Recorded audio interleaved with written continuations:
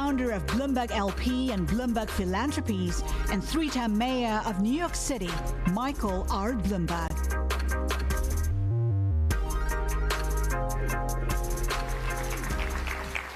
Well, good morning, everyone.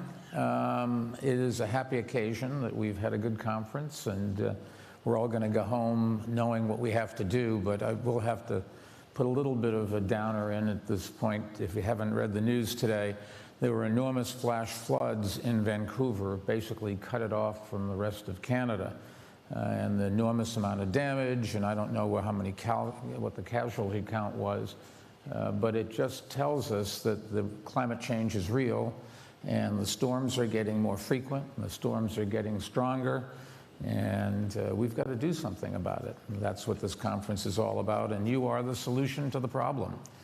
I think it's fair to say that this kind of disaster really does underscore the importance of what we're doing here. As we start the forum's final day, I just wanted to take a moment to thank everyone who has participated and helped us make it so productive, and also a sincere thank you to our hosts here in Singapore. The Prime Minister and his team were greatly supportive every step of the way, and we appreciate their partnership and the backdrop here of every day you would look in the newspaper, watch television, listen on the radio, go on the net, and find more cases coming up and it going down. And so for the last couple of months, we've been living on tenterhooks, but they have done a lot to get control over the virus, and they've been able to accommodate us, and for that we're deeply appreciative, and hopefully it will lead to more people being able to go out and go back to a normal life. Coming out of COP26, the opportunity that we had was to build on some recent momentum, bringing the public and private sectors even closer together and finding common ground on economic issues facing both the East and the West alike. And I think it's fair to say that we have succeeded to some extent. Amid all of the challenges we face, I think there's every reason to be more optimistic than ever. This forum is a major reason why, but that certainly doesn't say we don't have a challenge ahead. It's just that I think now we see a little bit better what that challenge is and can plan on tackling it. This is how we build bridges and accelerate breakthroughs in every part of life, and we're going to get this done. Now, as you know, since its inception back in 2018, the Bloomberg New Economy Forum has taken place in Asia and built bridges between East and West. The countries here will play a leading role in making or breaking the climate agenda, and dynamic Asian economies are at the forefront of new technologies and innovations. But we believe the time is now to broaden our conversations, and to help us do that, we have an exciting announcement today on issues ranging from trade and investment to the future of cities, public health, and migration. Latin America's influence and importance on the global stage is continuing to grow. The pandemic has left deep scars on many countries in the region, but businesses can play a major role in helping to get growth back on track, to reverse the rise of poverty, and to spread opportunity more broadly and widely. So I'm glad to say that we are extending the Bloomberg New Economy Forum by launching the Gateway series of regionally focused convenings, which will be our first time outside of Asia, and the first will spotlight Latin America, and it will take place in the spring of 2020 in Panama. And I want to thank Panama's President, Laurentino Cortizo. I was honored to meet him in New York recently, and his administration has been tremendously helpful in developing our next event together. So let me also acknowledge the ministers from Panama who are with us today. Thank you for their leadership. Jose Rojas Pardini, Minister of Private Investment, and Ramon Martinez de la Guardia, Minister of Commerce and Industry. Our event in Panama will be the first of our new regionally focused Gateways convenings, and this will lead up to the annual Bloomberg New Economy Forum, which takes place in November each year. We will have more details as where that's going to be and what we're going to do. We'll have that soon, and we hope our meeting in Panama will bring together decision makers from across government and businesses and stimulate sustainable investments and free trade around the world. from that part of the globe. And this is a big globe, and what you have to keep reminding yourself is, if you do one little thing to improve the environment, everybody in the world benefits. If, however, you do one little thing that damages the environment, exactly the reverse is true. This is a worldwide, global problem, and you can't separate anybody out from it. First, in getting done, we have another interesting program planned for today. One key result of the UN Climate Summit this month was an unexpected agreement between the US and China. Our next speaker can perhaps tell us what all that means. We're going to have an opportunity to hear from America's climate envoy, John Kerry. He and his team and his Chinese counterparts both deserve credit for reaching an agreement between our countries, which really is a hopeful step. So that's making progress, no question about it. It shows the power of collaboration, and that this conference is what this conference is all about. And as we appreciate John taking the time to share his perspective with us, we have to, I think, thank him somewhat for spending his life trying to make the world a better place. So John, thank you very much. We really appreciate it. It's been positive and a productive week, and we still have much to do together, but having you here on the final day, John, really makes a difference. And I'm looking forward to seeing our work here at the forum pay dividends in the year ahead. So thank you. We will see you all back in 2022, and all the best. Enjoy, learn, and take it home with you. Thank you.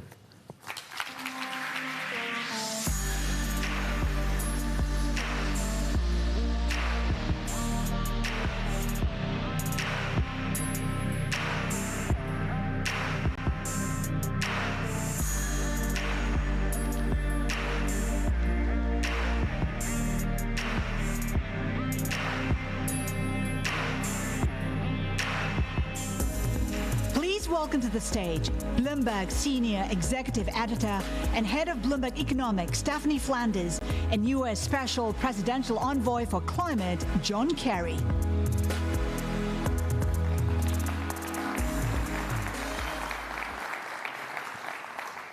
Well, I always appreciate getting the warm-up act from the boss. Thanks, everyone, for being here early, but you have a very good reason to be here early. As Mike said, it's a special treat to have John Kerry here, U.S. Special Presidential Envoy for Climate, former Senator, former Secretary of State. And I appreciate, John Kerry, that you've also run from a White House meeting in order to be here at the end of your day. Mike mentioned one of the, I guess, relatively few positive surprises out of the Glasgow summit was the US-China joint Glasgow Declaration on Climate. Enormous symbolic significance. Clearly, there haven't been a lot of joint US-China anything for a while. But what practical difference, when we look at the words in that document, what practical difference are they going to make to the battle to contain climate change? Well, Stephanie, thank you very much. A great question, and I look forward to answering it. But let me just first, if I may, say good morning to everybody, and thank you very much, Mike Bloomberg, who personifies global citizenship and activism at its best. And we're all deeply grateful to Mike for the leadership he has offered on the retirement of coal plants in the United States and efforts elsewhere. And I think everybody here knows that he's just been terrific in helping to galvanize people all around the world. So I'm very happy to be part of one of his important fora around the world. Stephanie, the China agreement is in fact, I think, significant. And I'm not saying that because I negotiated it with Xi Jinping, who is a longtime associate and friend. He and I know each other quite well over 20 plus years. And we've worked at this issue. The agreement is 5 pages that lay out our cooperative effort, not just on methane and CO2, but also on deforestation, and the creation of a working group between our two countries which we are now immediately going to begin to activate. And it is that working group, with the help of experts who are going to come to the table, both from China and the United States and conceivably elsewhere, who will help hopefully to change the capacity for dissent or for debate with respect to the choices that we need to make. And I hope that our working together will increase the sharing of data, increase the sharing of options, and begin to engage us in a very important dialogue with the top leadership of both of our countries. And that's our hope. But importantly, the agreement is quite specific in addressing methane with a specific date for action. We agreed to work together in the effort to share information and to work on creating a national action plan.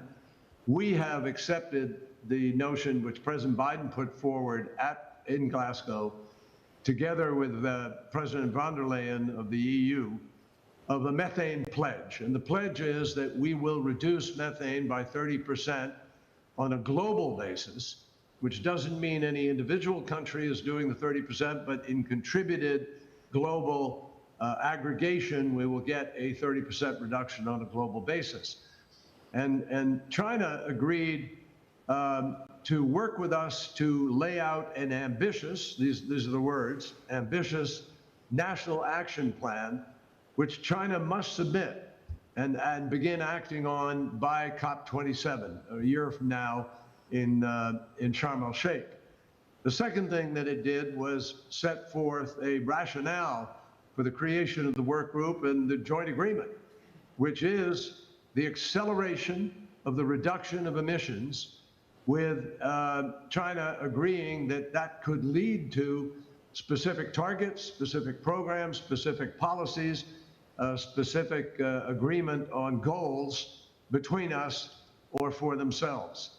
So if we were to do the 30% reduction of methane on a global basis by 2030, as Fatih Birol of the IEA has made clear to us, that is the equivalent of taking all the cars of the world, all the trucks of the world, all the ships of the world, all the planes of the world to zero emissions by 2030. So you can get a sense of the enormity of what the reduction of methane can mean. It's about a 0.2 degree reduction in the rise of the Earth's temperature. And it's the single biggest, fastest grab that we can make for dealing with this problem. The third thing that the agreement does is sets a date currently for when China, in the commencement of its 15th five-year plan at 2026, begins to phase down the consumption of coal, and does so with an agreement with us that together we will work to make best efforts to accelerate the reduction, the phase out of coal.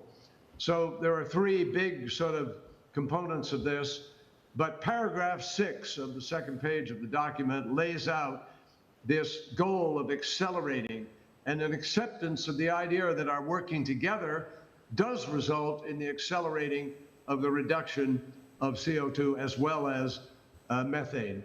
So look, all of what we do in Glasgow or did in Glasgow obviously results in words reduced to paper. But that is what brought us to Glasgow.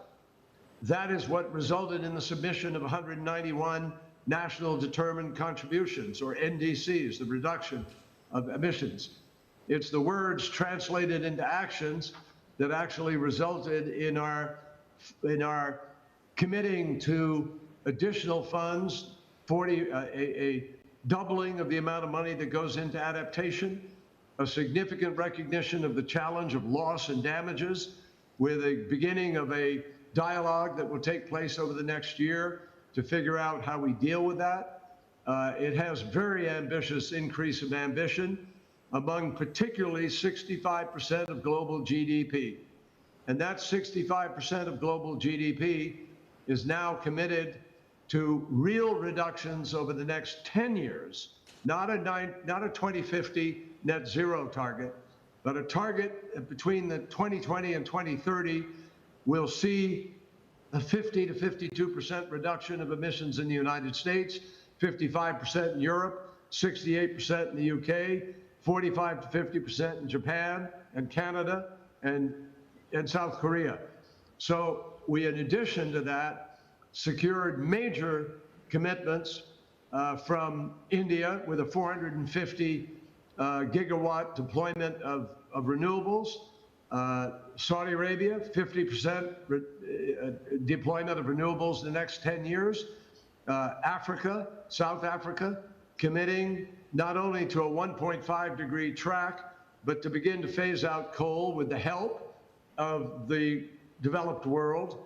Likewise for Indonesia, which raised its reduction levels to 50% in all, 25% from the forests, and from stopping deforestation and increasing the sink, and also about a 25% reduction in coal-fired emissions. So things are happening, and the bottom line is we're all going to have to work overtime. The collaboration demand of the world in order to achieve our goals could not be higher or more important, and that's why these kinds of conferences are themselves so critical to us now. You mentioned the sums for adaptation and mitigation for the developing countries. That was one aspect of this agreement that certainly fell short, and for many who were there through all of the negotiations, left a kind of bitter taste in their mouths, because it felt that it seemed to many that very little progress had been made in really offering developing countries a path to develop as well as be part of this climate action. Do you understand those who felt disappointed by what came out of it, the lack of actual money on the loss and damage, and the failure to even meet the $100 billion target, which you've admitted is nothing in the scheme of things of what's going to be needed? Well, look, let me be more, Stephanie, I'm glad you asked the question, because I really want to tackle that. You know, the $100 billion was a goal. It's become a target, but it was a goal. It was pulled out of the air by Gordon Brown, I think in Copenhagen, where they were trying to find agreement, and they decided there'd be $100 billion. We accepted that in Paris when we negotiated it. But as I said, it was the goal of $100 billion. And the way the money is counted is frankly not very efficient, because there's a lot of money we can mobilize and have mobilized, but it doesn't get counted towards what we're doing. When I took this job on, we were at 67 billion for the year 2022, excuse me. And that's the first year the Biden administration could step up, folks. A guy named Donald Trump cut all the funding, and a guy named Donald Trump pulled out of the agreement. And so when Joe Biden became president, the first budget he has in front of him is the budget we're working on right now.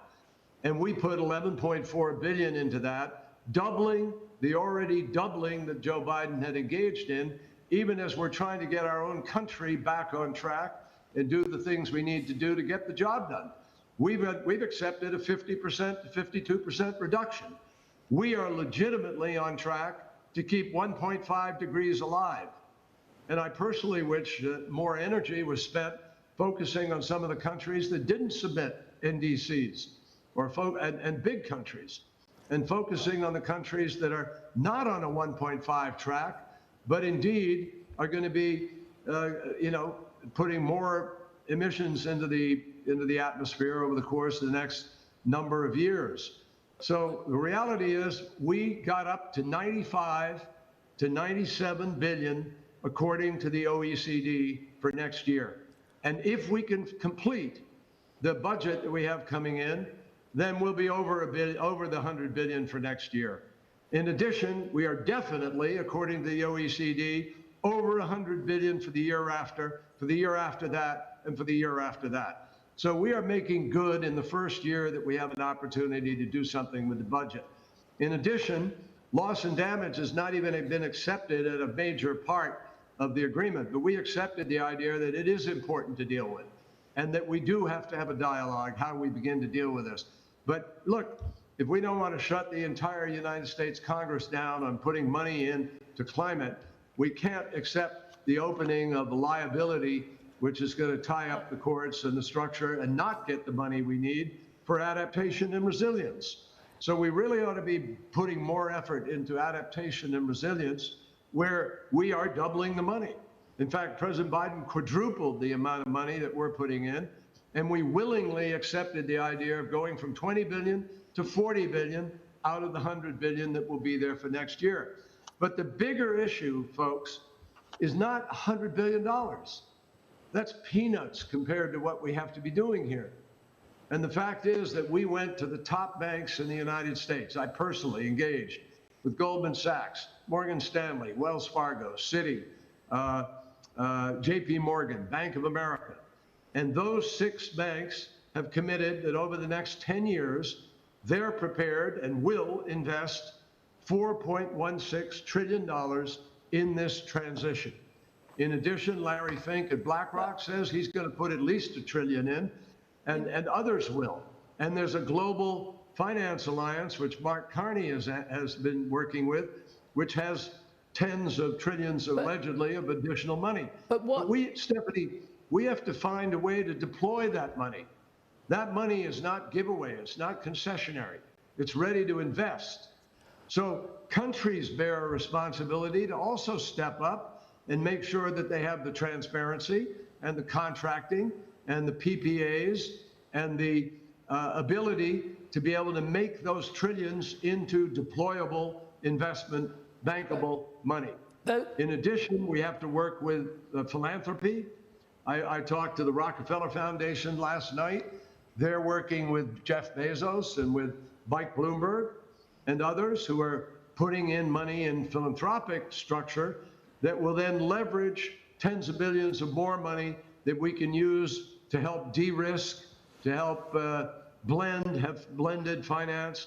So there's going to need to be a really strong collaborative effort here between the world of high finance and the world of government decision-making that can actually deploy money so that we can build out the renewable energy base, transition out of coal, do the things we need to do on technology. 50% of the emissions we need to reduce in the next 10 years is going to come, I am told by scientists, from technologies that are not yet at scale. So everybody's going to have to be part of this race to zero.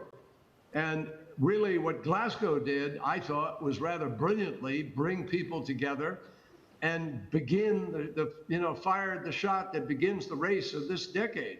And we now have to report new NDCs next year if people are not up to par. We got the rule book for the marketplace rules locked down. We have the elimination of double counting. We have transparency rules defined.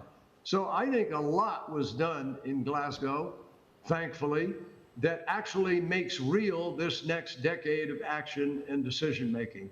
And I hope everybody is going to bear down and help us deploy those trillions, because that is what it's going to take in order to win this fight. But you know as well as I do that a lot of the money that's needed is needed in developing countries, and there's no commitment from those big financial institutions to take the money to where it's going to be really needed, and in no capacity necessarily, given that these investments would need de-risking. We discussed it in the session yesterday. But can I just ask, if you were Prime Minister Modi, we had a rather probably what you would consider a minimum commitment from India at the COP.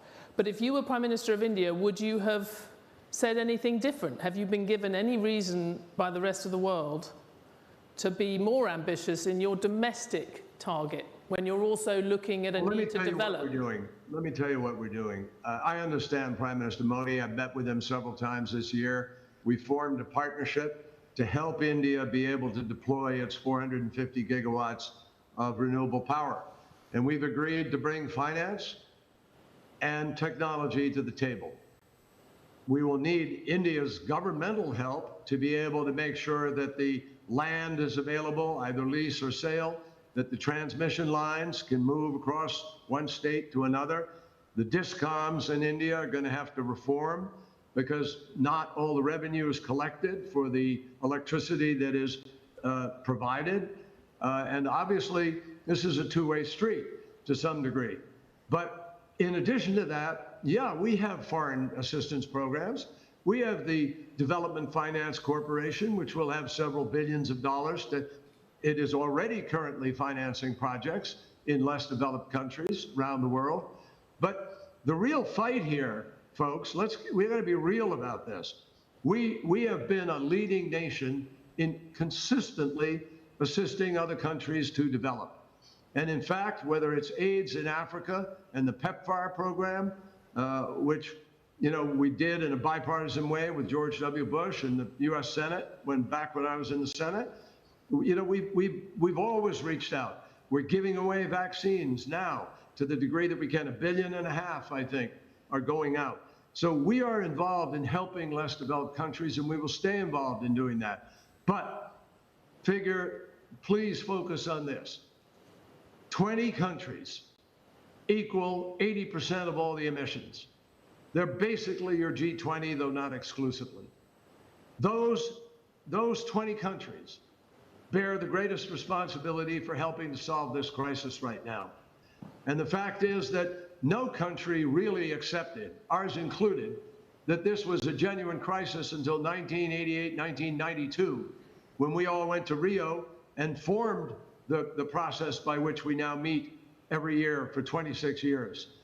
But the truth is, a lot of countries decided to grow with coal, not with nuclear, not with gas, not with other alternatives.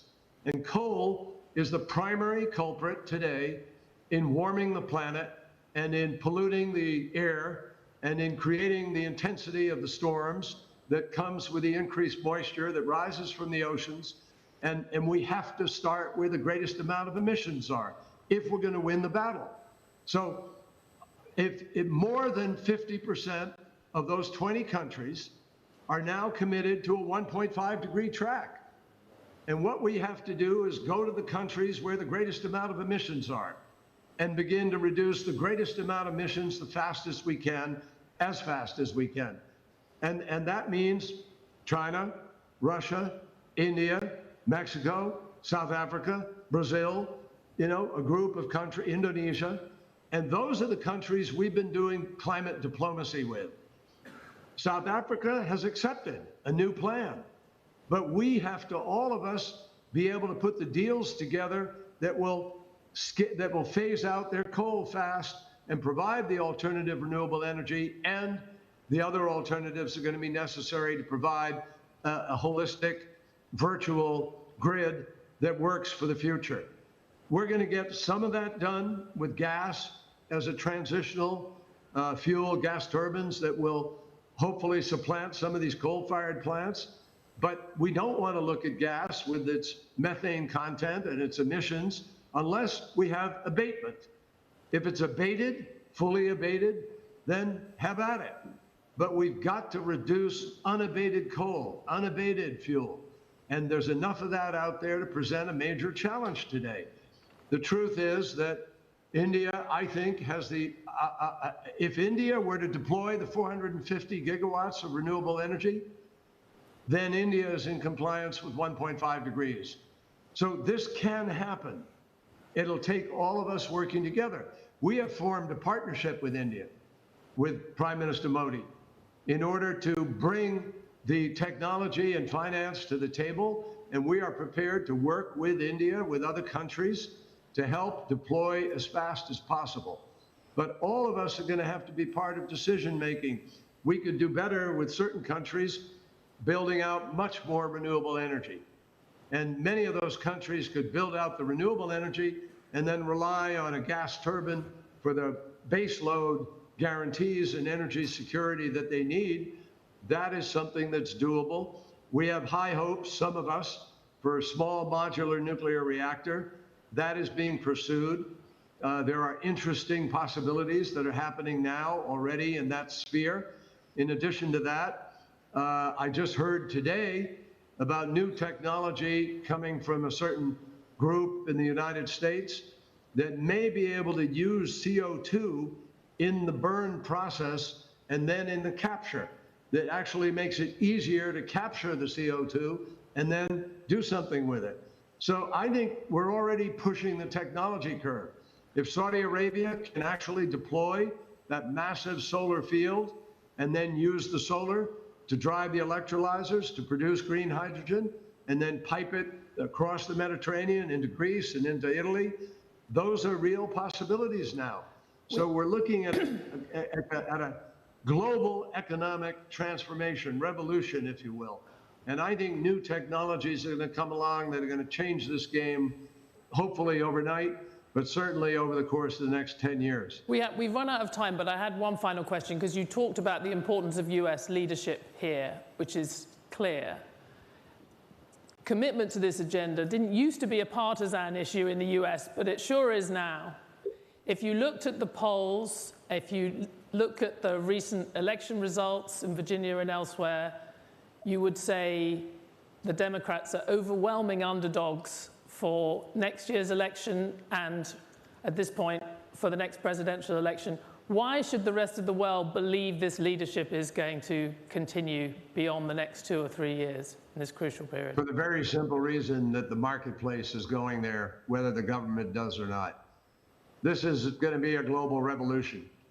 And I believe that transformation is going to be so far. Look, General Motors and Ford Motor Company have already announced they're going to only produce electric cars by 2035. By 2030, they're going to have 50% of their cars are going to be produced are electric. So I'm just telling you, you think they're going to spend hundreds of millions of dollars retooling those plants for electric and then turn around because some politician comes in and wants to deny science again? No. What we're doing in the United States has nothing to do with politics and ideology. It has everything to do with mathematics and physics. And if you understand mathematics and physics and you believe the science, this is going to happen, because it's going to happen in all the rest of the world. And the United States is not stepping up to say, hey, we're the leader here.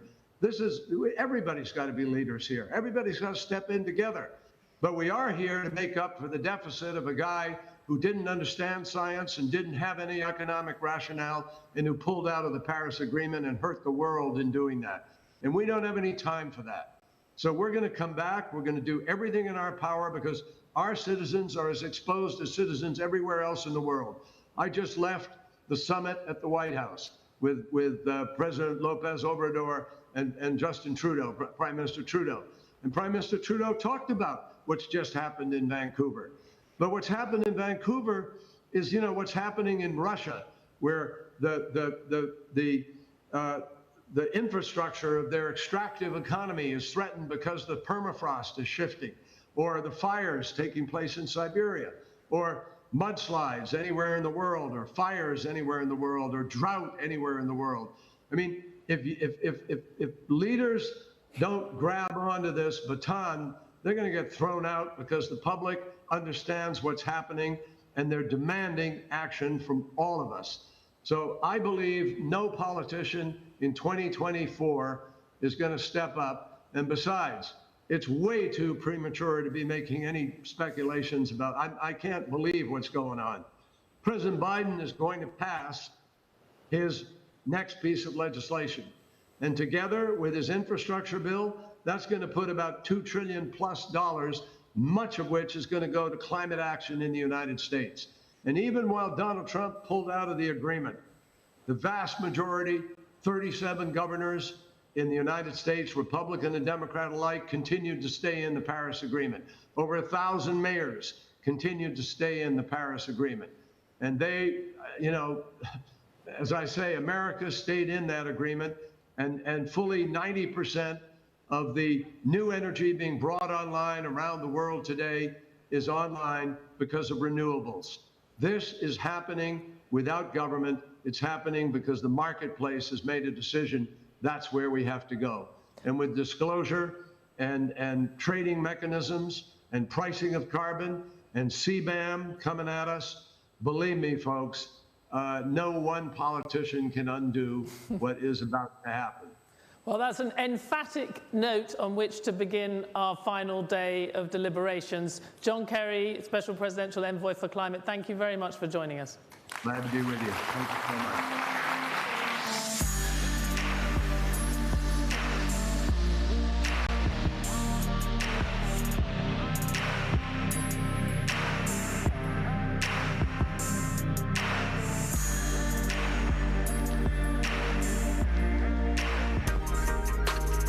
Please welcome back to the stage Andrew Brown.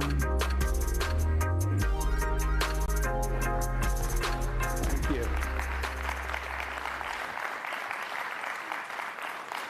Nothing to do with ideology, everything to do with mathematics and physics.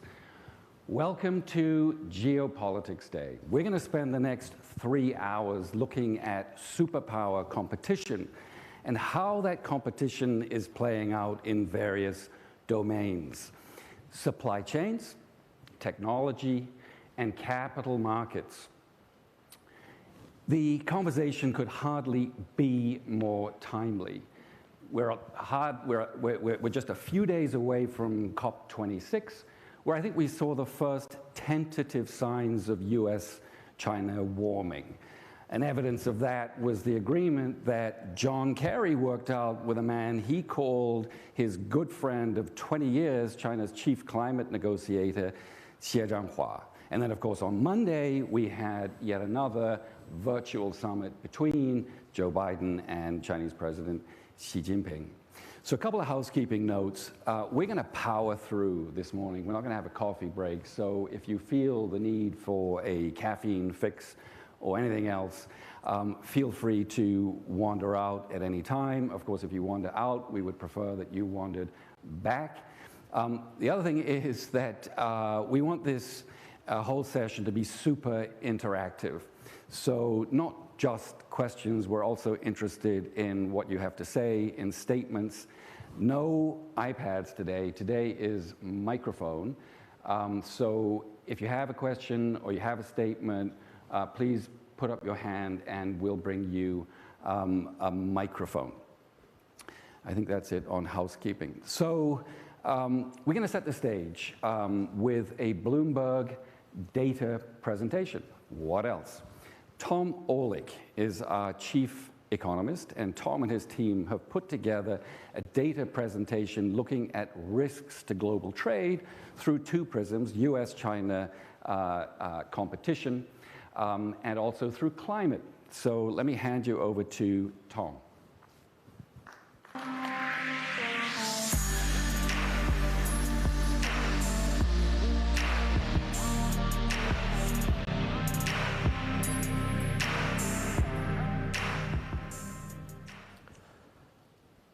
China, carbon, the future of global trade. These are weighty topics that we could spend an entire conference discussing. So I'm flattered that in the confidence that the New Economy Forum has placed in me, probably incorrectly, in assuming that I can do justice to them in 8 scant minutes. I'll do my best not to disappoint. So, at Bloomberg Economics, our starting point for thinking about the future of global trade has been a big data-driven analysis. We trawled data across 4 decades and hundreds of countries, and we looked at the factors which make some countries, like a Singapore or a China, succeed in the global system, and the factors which confine other countries to isolation and autarky. And the results are clear. Cheap labor helps countries succeed in exporting. R&D spending, the capacity to innovate, helps countries succeed in exporting. Good logistics, political stability, and proximity to market are all drivers of export success. Now, taking the results of that analysis and combining it with our long-term forecasts for GDP growth and other factors, we can paint a picture of what the global trade system and country shares in the global trade system will look like in the decade ahead. And these pie charts are telling you the story.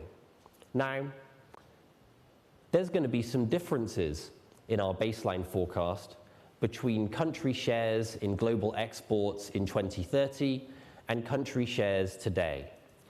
China is going to play a larger role, the consequence of the gravitational pull of China's huge domestic market. But the bigger takeaway when I look at these pie charts is that on a plausible base case for the decade ahead, country shares of global exports in 2030 are going to look pretty similar to how they look today. Well, that's the base case. But as we all know, we are at a moment in human history where predictions about the future come with a very low degree of certainty. As Henry Kissinger said on day one of this year's New Economy Forum, in that evocative phrase, we stand on a precipice where we can look forward to a constructive and collaborative global economy, or we can step over the edge into an abyss of missed opportunities. So I want to paint a picture of what stepping off the abyss might look like. In a moment, I'm going to talk about what happens if US and China relationships continue to deteriorate. And to motivate that part of the presentation, I want to ask all of you for your opinion. Where do you think US-China relations are going to be in 10 years' time? Are we heading into a new Cold War? Does the Xi-Biden summit this week provide a basis for stability? Or could relations even improve? Let us know what you think. And whilst you ponder the answers to that, I'm going to talk about another existential threat to the global economy and an existential threat to the global trading system: climate change. Now, it's clear that if the world is going to get to net zero, then we have to start putting a price on carbon. And when we put a price on carbon, we introduce a new source of comparative advantage into the global trading system. Countries and companies which are efficient in their use of carbon will have a new competitive advantage. Countries and companies which are inefficient in their use of carbon will face a new drag. And what's also clear coming out of COP26 is that the coordinated action needed to raise carbon prices together is so far not quite there. Now, that raises the possibility that first movers like the European Union, perhaps the United States, perhaps Japan, could move first, setting a high price for carbon at home and then imposing a carbon border tariff to protect their domestic firms from unfair competition. So we used a big model of the global economy to explore what that scenario would mean for global trade flows and for GDP across major economies. The conclusion, which you can see in the the pink dots in this chart, is that for new economies, a world where advanced economies impose a carbon border tax is not pretty. President Putin of Russia, a man who doesn't like to lose anything, would lose around 7% of Russia's GDP. Prime Minister Modi of India, and we heard from Secretary Kerry about India's role in the COP26 negotiations. Well, if India doesn't move on carbon prices and then faces a carbon border tax set by Europe, the United States, and elsewhere, Prime Minister Modi would say goodbye to 6% of India's GDP. So for new economies, a world where there is a failure of coordination in the response to climate change and where they face carbon border taxes from advanced economies is a world where the costs are very significant. Now let's come back to the China-US question, and let's see the responses of the audience to that question. Where do you think US-China relations will be in 10 years' time? So, some optimists in the audience. A third of you think things are going to improve. But the balance of opinion is towards pessimism. A complete breakdown, 10% of you think we're going into a new Cold War. Almost half of you think that relations are going to continue to deteriorate. So we used our model of the global economy to explore what that worst-case scenario looks like. We broke the world into two competing blocks, a China bloc and a US bloc. And then we introduced tariffs into the model, which effectively turn off trade between those two competing factions. What impact does that have on GDP for the new economies? Well, it's the countries which are the biggest winners from the current global trading system, the trade surplus countries in Asia, that would be the biggest losers in a Cold War scenario where global trade is turned off. China says goodbye to 6% of GDP. The big commodity exporters, which feed China's industrial engine, lose out. Asian neighbors enmeshed in the same electronics supply chains lose out.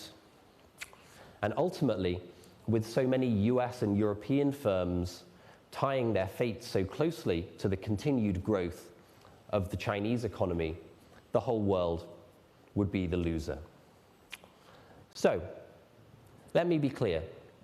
These are not our baseline forecasts for the global economy. These are model-driven estimates of worst-case scenarios. But the magnitude of the numbers that we're discussing, Russia losing 7% of GDP, India losing 6% of GDP, China losing 6% of GDP, these are huge numbers.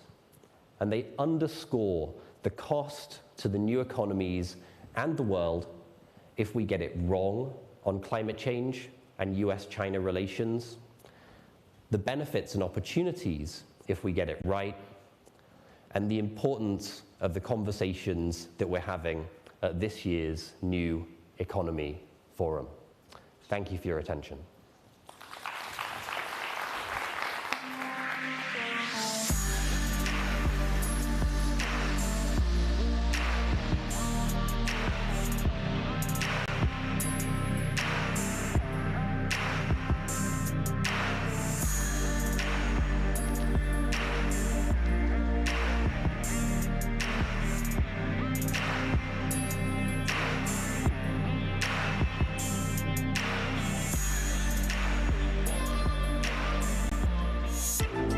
Welcome a moderator, columnist of Bloomberg Opinion, Clara Ferreira Marquez, and a panelists, CEO and co-founder of Zelingo, Ankiti Bose, Vice Chairman and President of Strategic Growth at MasterCard, Michael Froman, and President and CEO of Micron Technology, Sanjay Mehrotra.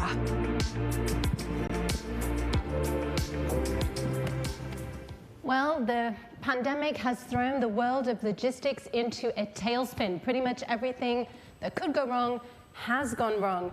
Our supply chains have turned out to be a lot less resilient than we thought. And in some cases, it's been a life-threatening crisis if we think back to the beginning of the pandemic and the shortage of masks and PPE. We will all remember the single container ship stuck in the Suez Canal that became the meme for our times.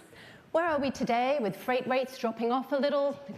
Chip shortages enduring? Is the worst over? Is Christmas cancelled? How do we fix it?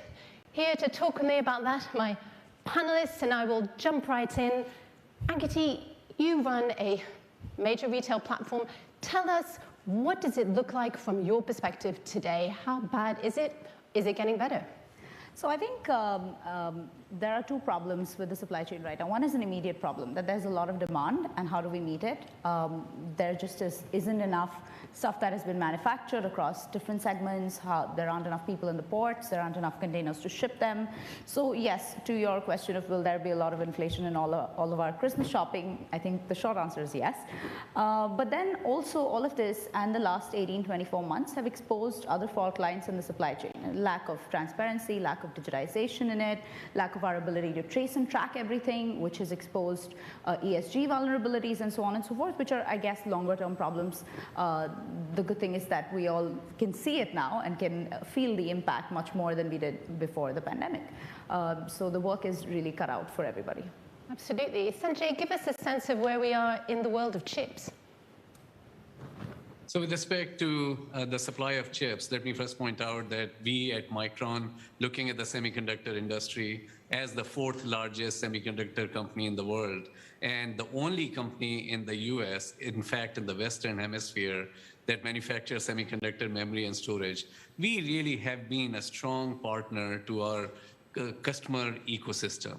If you look at from cloud to the intelligent edge to the smart devices, all of this is really needing more and more electronics, more chips, and certainly needing more memory and storage solutions, which we provide, because everything today is about data. It's about data economy. So of course, throughout the pandemic, while we had strong focus on the safety of our team members and carefully following all the COVID protocols, we have been running our supply chains in an efficient fashion and making sure that we are able to supply our products to our customers. Again, in all of the end markets, in the tech ecosystem, the demand, whether it's work from home related demand or learn from home or e-commerce, the demand for semiconductor components such as memory and storage, DRAM and NAND, which Micron makes, has just gone tremendously high. So we invested in our supply chain to make sure that we had redundancy in operations. Our globally diversified footprint has been very helpful in this regard as well, because as COVID protocols were impacting production in certain areas, having redundancy certainly helped us. And all of this, along with the investments that we made in our supply chain, is improving the situation. Of course, the shortages across the semiconductor industry are still continuing. PC has been well known that with respect to having unmatched set of components to complete full production of PCs has impacted some of the demand for semiconductors in the ecosystem, as well as some of the shortages have impacted shipments of PCs to meet all of the end user demand. And similar shortages, of course, have existed in the automotive market as well, as is well known, due to the semiconductor component shortages. However, these are improving. The semiconductor industry has been working very hard, making investments, maximizing production with the installed capacity of production. While some of these shortages may continue during the course of calendar year 22, I would expect them to continue to gradually improve. Yes, some shortages may still last into 2023, but you would see, I believe, going forward in calendar year 22, continued improvements as the benefit of all of the investments in the semiconductor ecosystem bear fruit, as well as new technologies, new products help meet the strong demand. I would just like to remind everybody that today, the units that are being shipped in semiconductor industry are greater than the pre-pandemic level. It's just that the demand has just has skyrocketed for all the reasons that we just discussed. Absolutely. This is, of course, not our first rodeo. We have had supply chain crises before. Mike, you were involved in the aftermath of probably the largest one that most of us will remember, which is Fukushima. Why are we so bad at learning from our mistakes in supply chains, and are you confident that this time it might be better? Well, I think that the review of extended supply chains has been underway for a while, long before COVID. Really, when you look back 7 or 8 years, post-Fukushima, as companies were looking to see at their extended supply chains, what kind of risks they were running, but also what the price differential really was. When prices were rising, costs were rising in China at 20% a year, companies began to revisit whether it made sense to put all of their production there or to diversify from there. And then you had the Trump trade tensions, which further introduced uncertainty into the supply chain, and then COVID. And COVID accelerated, just like it has in so many other areas, it accelerated trends that were already underway. I think what this points out to is that changing supply chains is actually a big deal, and it's hard, and it takes time, and it involves tens of billions of dollars of investment. So companies don't do it overnight, except in a very few sectors like textiles, where they can move quite quickly. But in most sectors, it is a major decision, and so it takes time to really look at that. And I think right now what they're looking at is making sure that they've got greater resilience and greater redundancy, a greater diversification, nearshoring perhaps where it's appropriate. And the question will be, what does that do to the cost base for supply chains going forward? Sanjay, can I ask you what this looks like from the semiconductor point of view? Because obviously we have a major vulnerability in Taiwan, and US companies trying to balance that, but some continuing to invest in China. What should we be doing about that particular vulnerable point in our supply chains? So clearly, China as well as Taiwan, I mean, these are important parts of the semiconductor supply chain and the technology supply chain. I think what is important, as has been realized through the COVID pandemic, is the importance of diverse supply chain footprint. And this is what businesses and companies have to do. And I would like to highlight here that Micron actually has a well-diversified manufacturing footprint. We have memory and storage, semiconductor wafer manufacturing in Singapore, in Taiwan, in Japan, as well as in the US, and assembly and test and packaging operations in Singapore, Malaysia, Taiwan, China. So having a globally diversified supply chain has become a necessity, and I think the pandemic has definitely taught us that, and this is going to be important going forward as well. At this point, I would love to ask all of you in the audience to join in with the questions with your poll that we will pull up. We'll have a question for you. Let me just see if we can pull up the questions, and at that point, you may be able to join in. There we go. How do you plan to increase supply chain resilience, focus on onshoring and nearshoring, invest more in automation, stockpiling for those toilet paper hoarders among us, diversify manufacturing? We will come back to that in a little bit to give you all time to vote. Well, let's talk a little bit about the decoupling part. And actually, in your area, you've obviously focused in Southeast Asia. What are you seeing in the supply chain? Is there this movement from China that we were expecting to see? Is it proceeding at the pace we were expecting? Absolutely. I think what has happened is that the pace of diversification, especially in the textile industry, has picked up in the last few years in general, and definitely got accelerated in the last couple of years. In part driven by COVID, but also driven by just how important it has now become for the textile industry to be more transparent and more, I wouldn't say everybody is driving ESG adoption the way they should, but it is becoming a more and more important thing. Now, for that to happen, there are some countries that have gained from that. Our platform has seen that shift as well, as in where international brands are saying, instead of focusing only on China, let me try and diversify my sourcing from India and Bangladesh and Indonesia and Vietnam and so on and so forth. So there's definitely an acceleration in the growth rate of exports in the textile industry from these countries, which is enabled, of course, by technology and favorable regulations.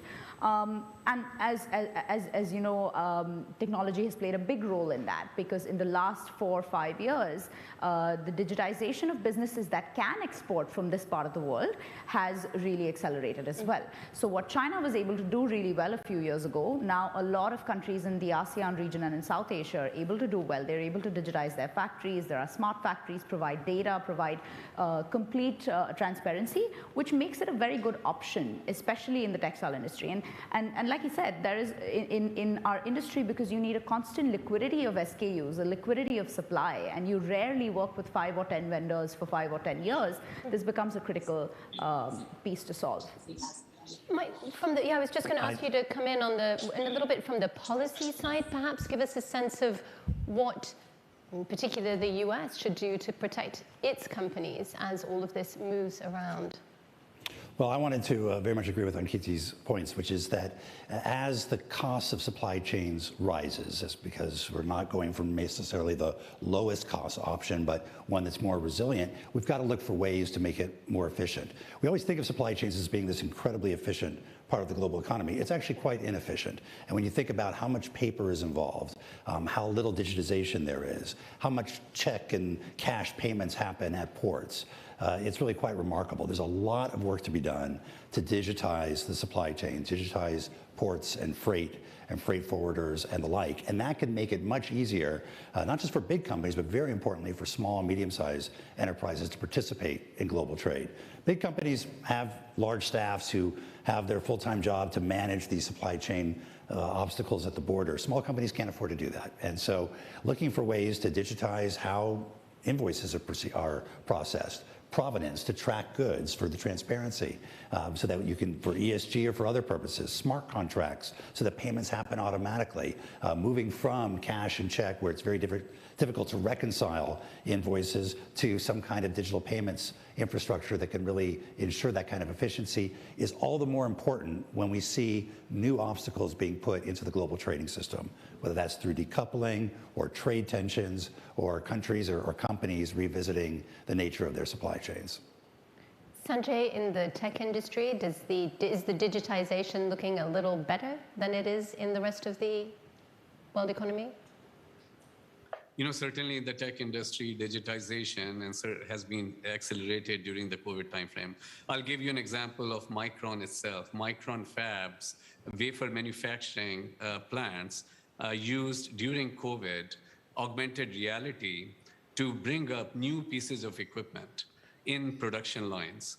Typically, when you have to bring those new pieces of equipment in production line, there'll be several engineers from the key suppliers, from the key equipment suppliers, working on the equipment to help us bring it up, and they will be flying in from different parts of the world. During COVID, we implemented all of that using AR technologies, remotely installing and bringing up equipment into production successfully. So that's just one example. Of course, we have used technology in terms of driving yields, in driving variability, reducing variability in production, and producing even higher quality than ever before. So yes, even operations of team members working in a hybrid work environment, leveraging technology, all of this, very many examples of applying technology to really drive greater productivity and greater output capability in our production. And of course, as we have been discussing here, greater transparency is required in the supply chain. That requires collaboration. That requires technology, really building intelligent systems that can look at where are the bottlenecks with our suppliers and their suppliers so that we can proactively address any potential supply chain issues. This really has come to the forefront, brought into stark relief during COVID, and this is here to stay. These are all the trends that are ultimately driving strong secular demand trends for semiconductors, particularly for memory and storage, again, from cloud to the intelligent edge to smart storage devices. And as we look ahead through the rest of this decade, we really believe that these trends will continue to drive strong demand growth as well. And hence, Micron recently announced that over the course of the decade, we will be investing more than $150 billion in advanced leading-edge memory research and manufacturing around the globe in order to address the 2030 era demand. So I'm very optimistic and very excited about the potential for technology and how it is driving really acceleration of digitization across all industries. And they're all reliant on data, the kind of technologies and products that Micron makes. One of the surprising things about this crisis, obviously, has been how little digitization there was, how little transparency, how retailers had no idea where most of their material was. Actually, from with obviously the concrete experience that you have, then how does that feed through to, I think you've alluded a couple of times, to the ESG goals, to improving the sort of, especially the S part of it, the social responsibility? I think you're right. If you don't have data and if you don't have transparency, then you don't know if you're doing something that is right or wrong. So what most brands face across the world is that they just don't know where the product came from, who made it, was it made sustainably, was it made with social responsibility or not.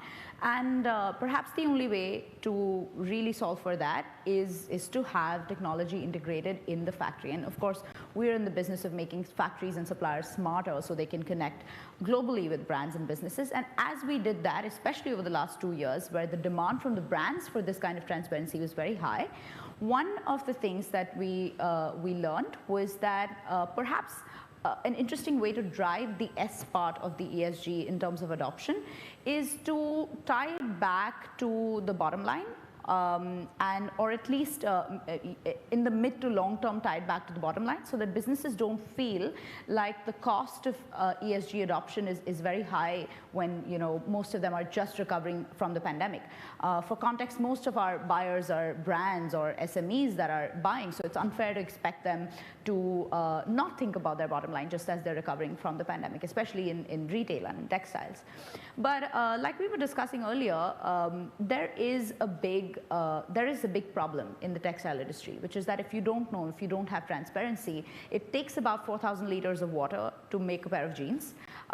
If you don't know whether that water was recycled, whether the waste from that plant was recycled, or and these are fairly straightforward things to fix, you cannot take action backwards and more upstream in the supply chain. So the step one to doing anything with ESG, and especially the S part of ESG, is to have the information, for which obviously software is step one, and smart contracts, like he said, eventually blockchain, and perhaps more technology is required as upstream as possible. As upstream as where the yarn came from, or whether the cotton came from the farmer that you think it came from, and so on and so forth. All of which is extremely important and has accelerated dramatically in the last few months. We've seen massive growth in digitization being demanded by suppliers and buyers, rather than something that we have to convince them is the future.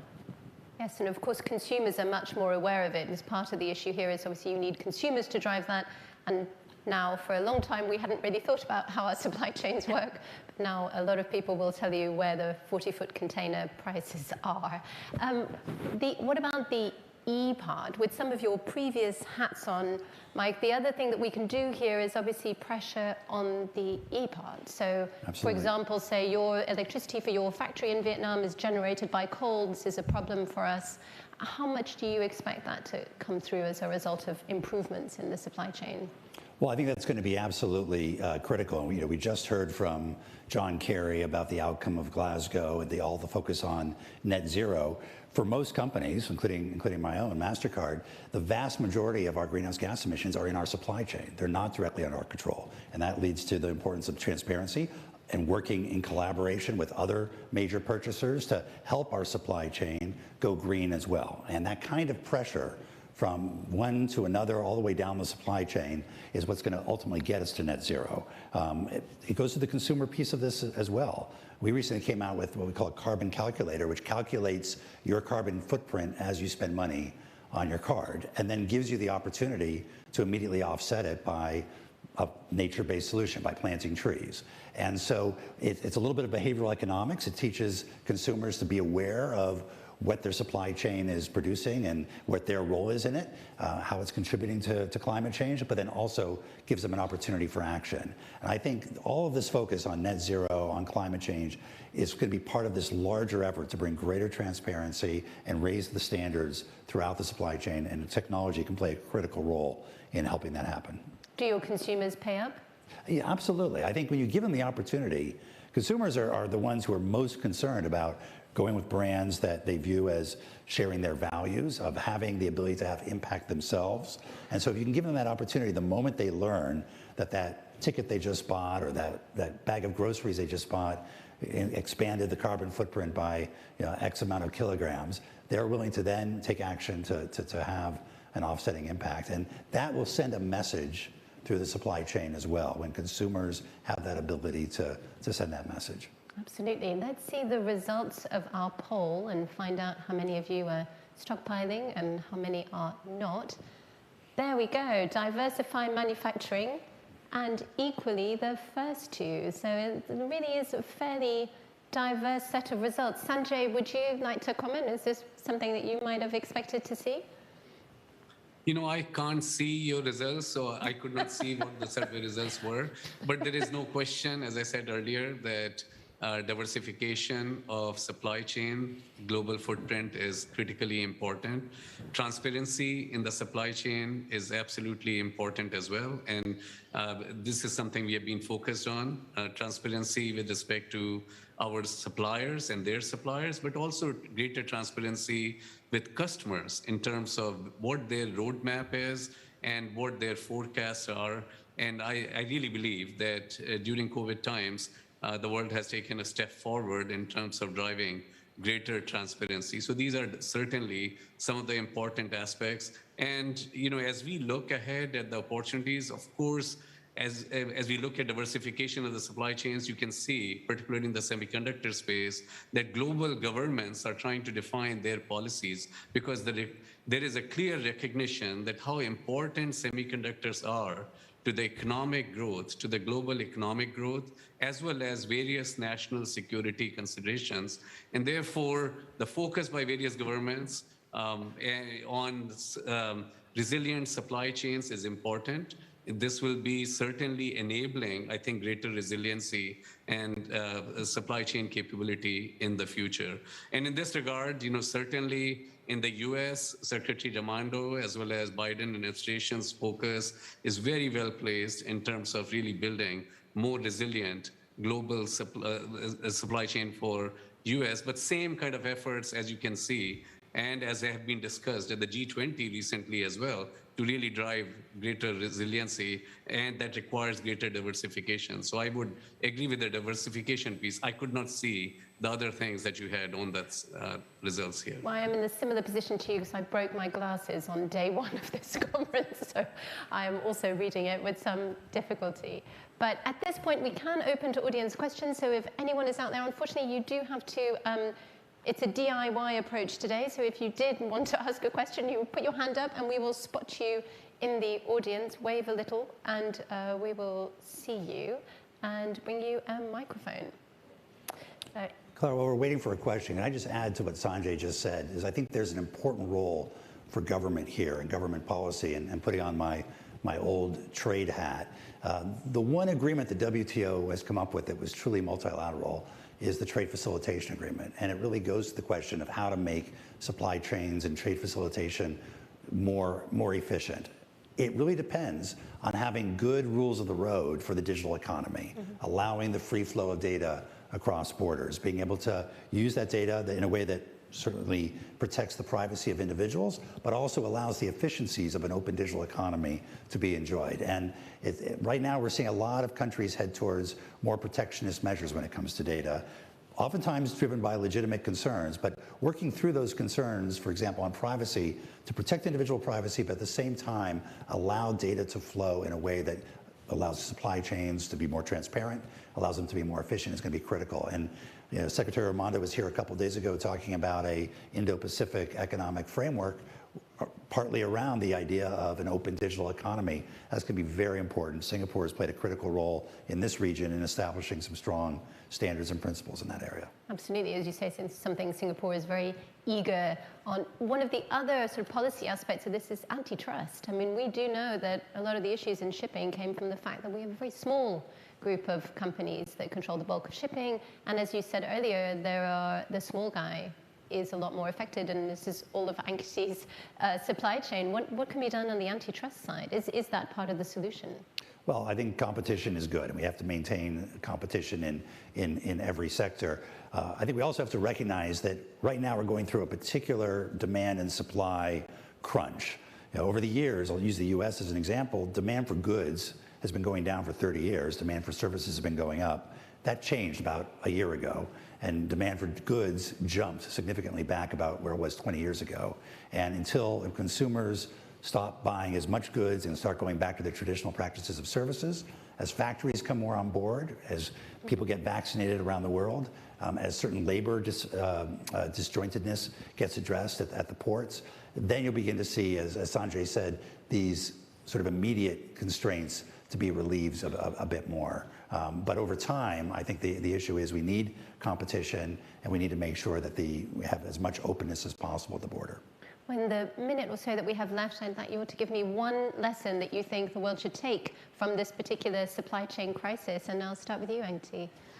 I think that manufacturing and supply chains, they all go together. They have, it may have been a forced transformation, but it's a permanent transformation towards responsible and digitized approach.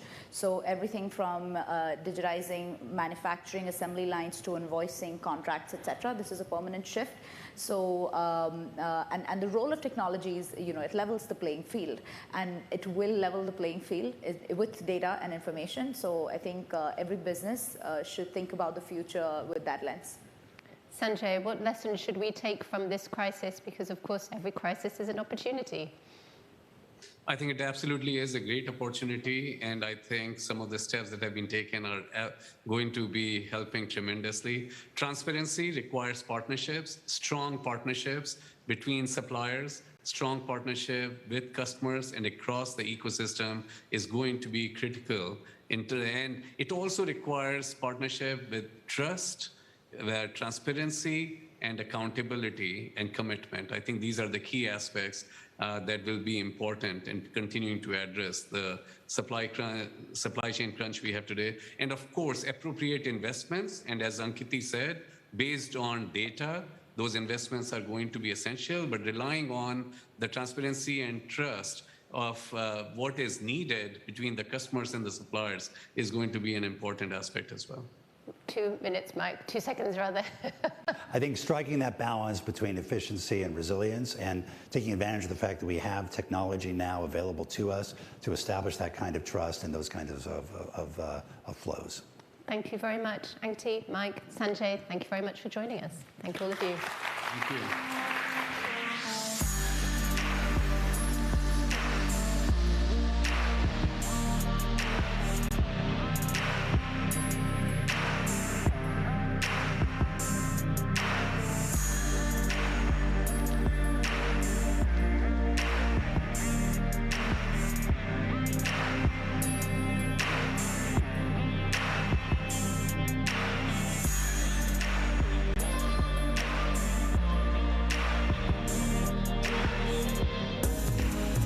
Welcome our moderator, founder and president of Eurasia Group and G0 Media, Ian Bremmer, and his panelists, former Prime Minister of the United Kingdom, Executive Chairman of the Tony Blair Institute for Global Change, Tony Blair, former U.S. Secretary of State, Hillary Rodham Clinton, and India's Minister of External Affairs, Subramaniam Jaishankar.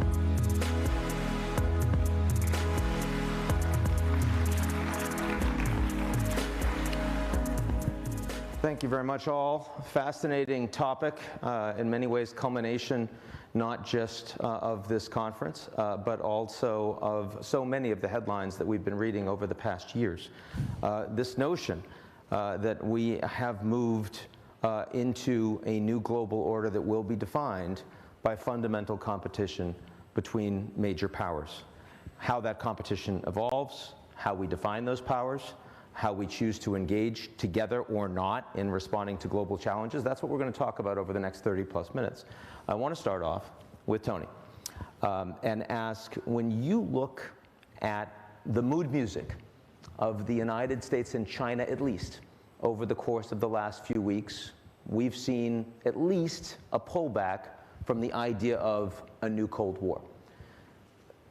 Do you think anything fundamental has changed or is changing between the United States and China? I think the fundamental answer is fundamentally no.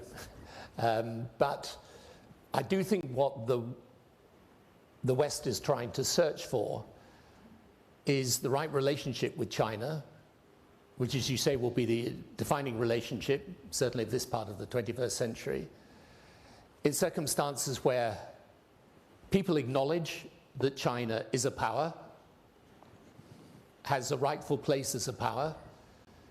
They understand that, for example, on issues like climate change, there isn't a solution without the engagement of China. But at the same time, there is anxiety about China as a threat.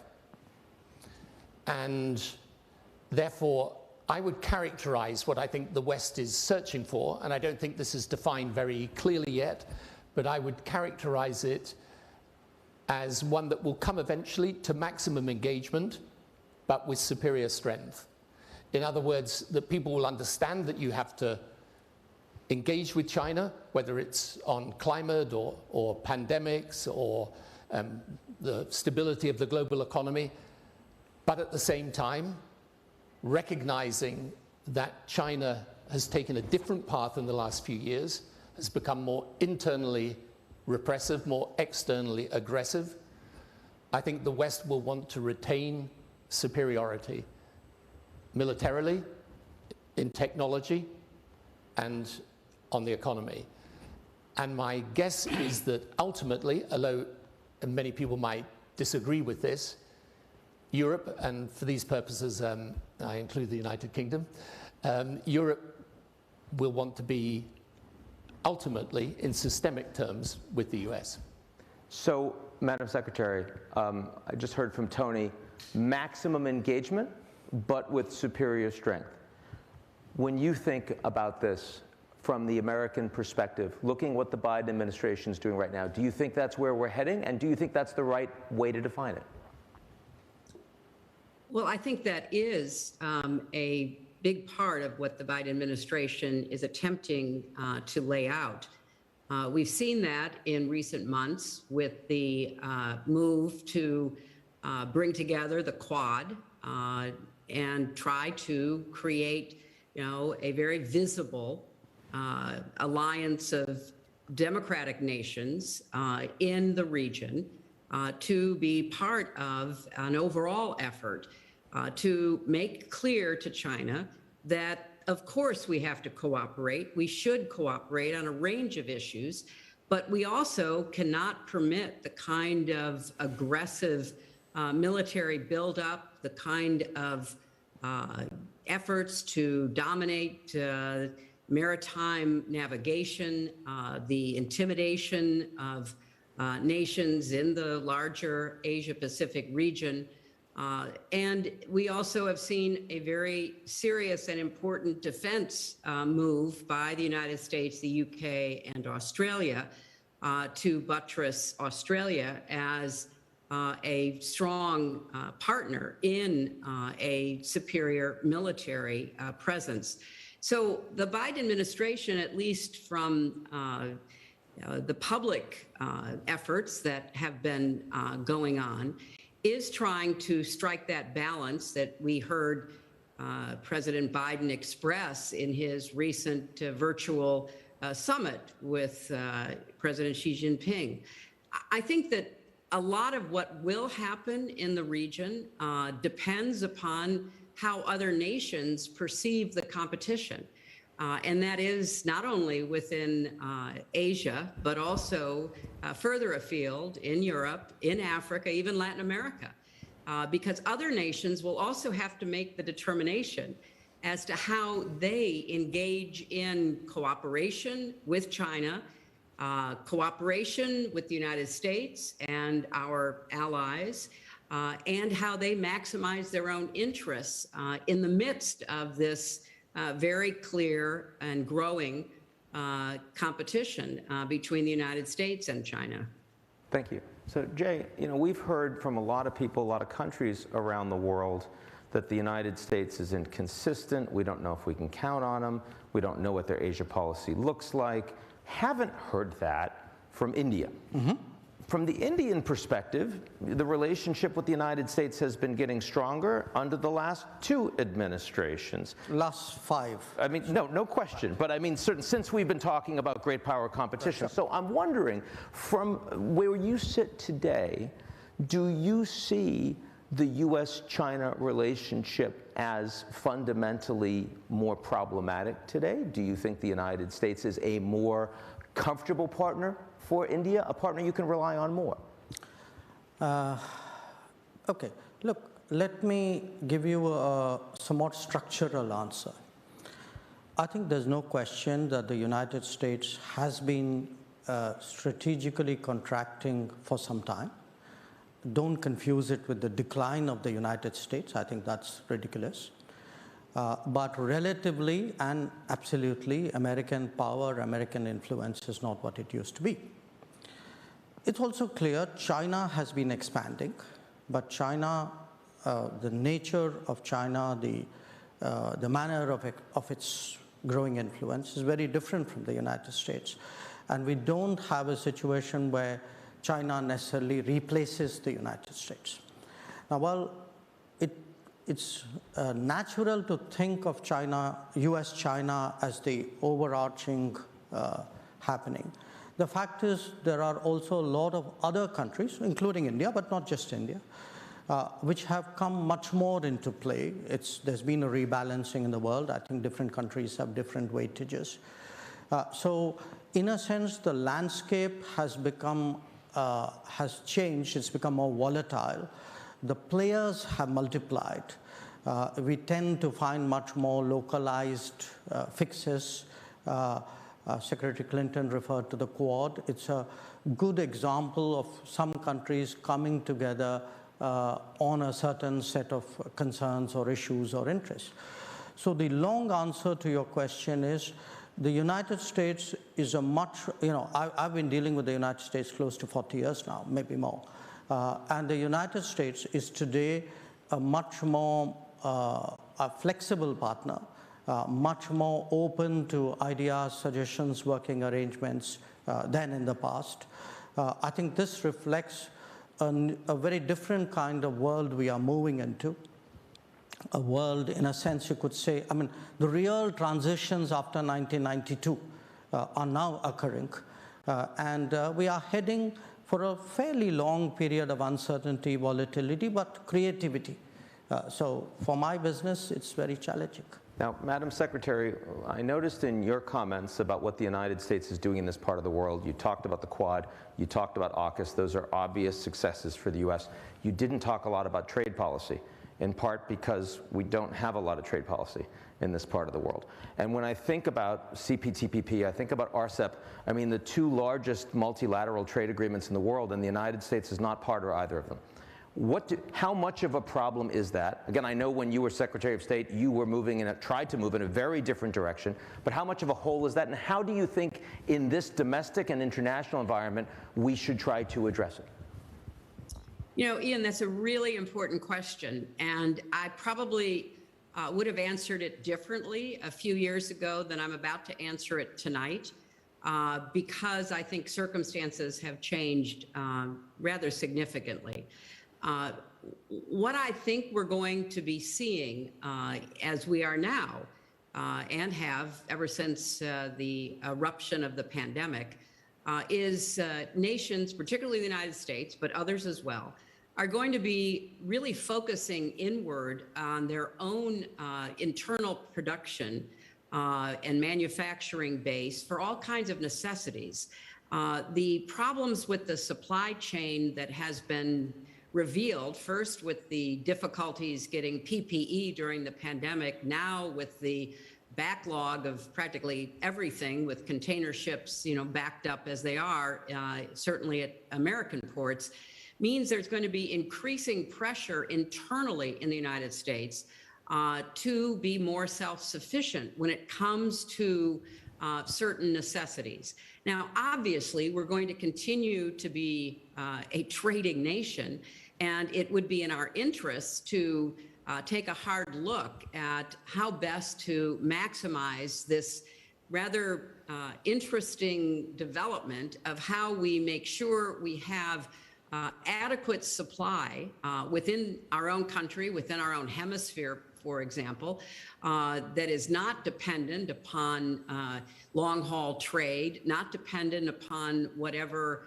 decision might be made or whatever economic shock might occur inside China, but also, again, going back to this idea of balancing, and sometimes balancing what used to be contradictory impulses, so that we are engaged in trade, both in a positive way, but also in a way that tries to make greater advantage for the United States, for our allies, in setting up new supply chains, in looking at new kinds of relationships. I'm not sure that even some of the multilateral agreements that we're not in, that were negotiated 10 years ago and longer, are going to be adequate for how countries such as ours and others are seeing the economic challenges that we face. So trade, yes, but trade how defined, trade combined with more internal changes in our own economies, looking carefully at what's happening inside China, both some of the consequences of overheating or overextension, plus some of the decisions made by the government and the party there to really clamp down on certain manufacturers, to begin to be much more difficult with American companies. We're going to have to take a hard look at what are the new facts now in the global economy and how best we can manage those for our own benefit and the benefit of our friends and allies. So let's stipulate that Secretary Clinton's views have evolved on U.S. and trade in this region and globally. We haven't talked much about Europe yet. I want to bring Europe in now.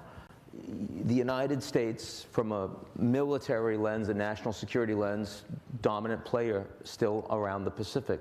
With the exception of the UK and France, the Europeans see it very, very different.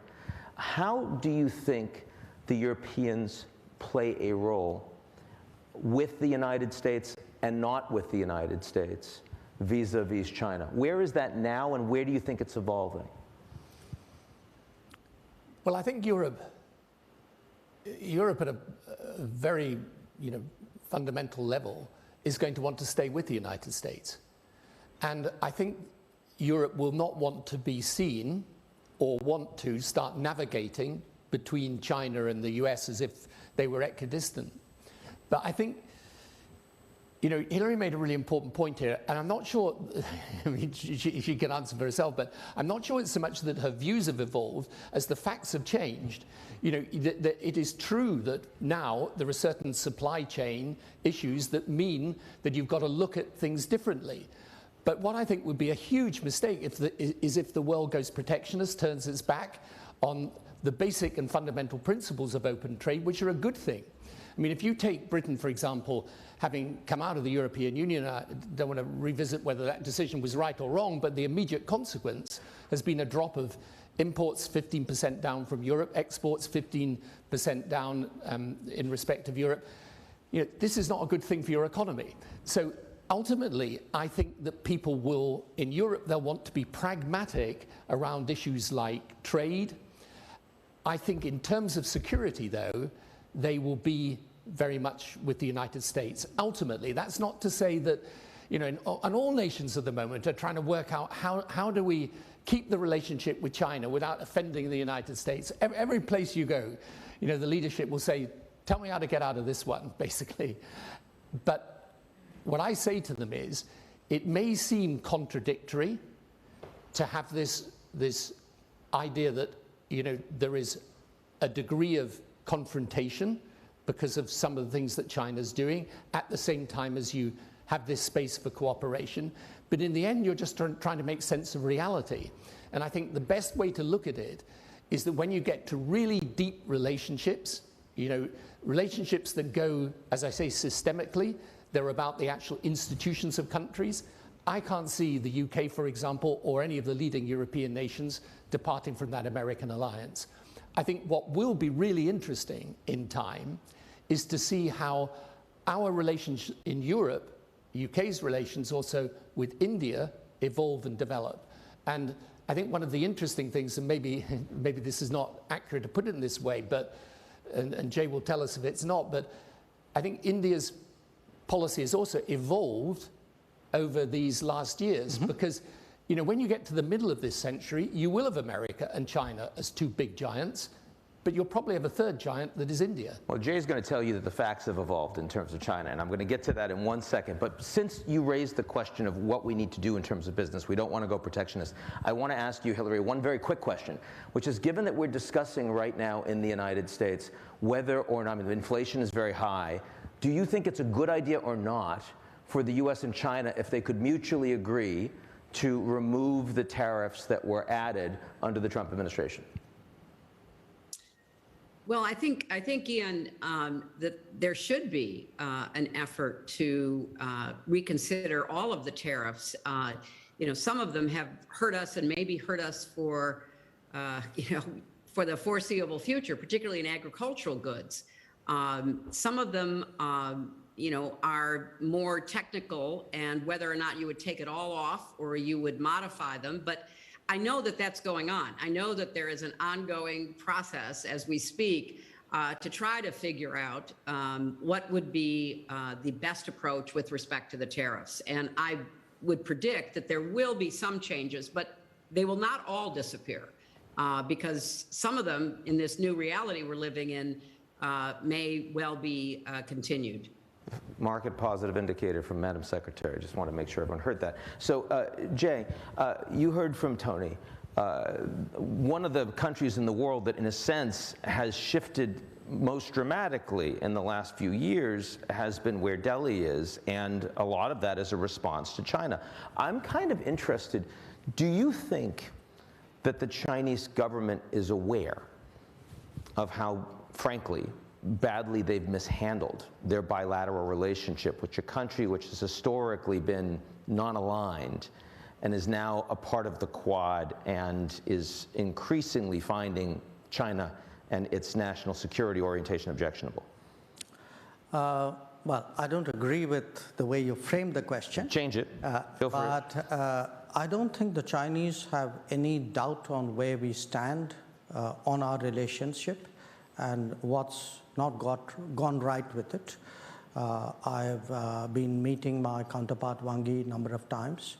As you would have experienced, Ian, I speak fairly clearly, reasonably understandably. There's no lack of clarity. So if they want to hear it, I'm sure they would have heard it. But the issue of where is India positioned, look, yes, some of it is about China because they are our neighbor and we're going through a particularly bad patch in our relationship because they've taken a set of actions in violation of agreements for which they still don't have a credible explanation. And that appears to indicate some rethink about where they want to take our relationship, but that's for them to answer. But it's not just about China, because if we come back to your first question and what Secretary Clinton and Tony were speaking about, the world is changing. The world is changing. It's certainly not unipolar. It's not really bipolar either. I mean, there are many more players. So a lot of what we are doing in terms of repositioning, working with countries in, the term we all like to use as multipolar world, is really in a sense, it's a kind of partly a hedging strategy, partly autonomous partnerships, often very issue-based, so you work with different countries on different sets of issues.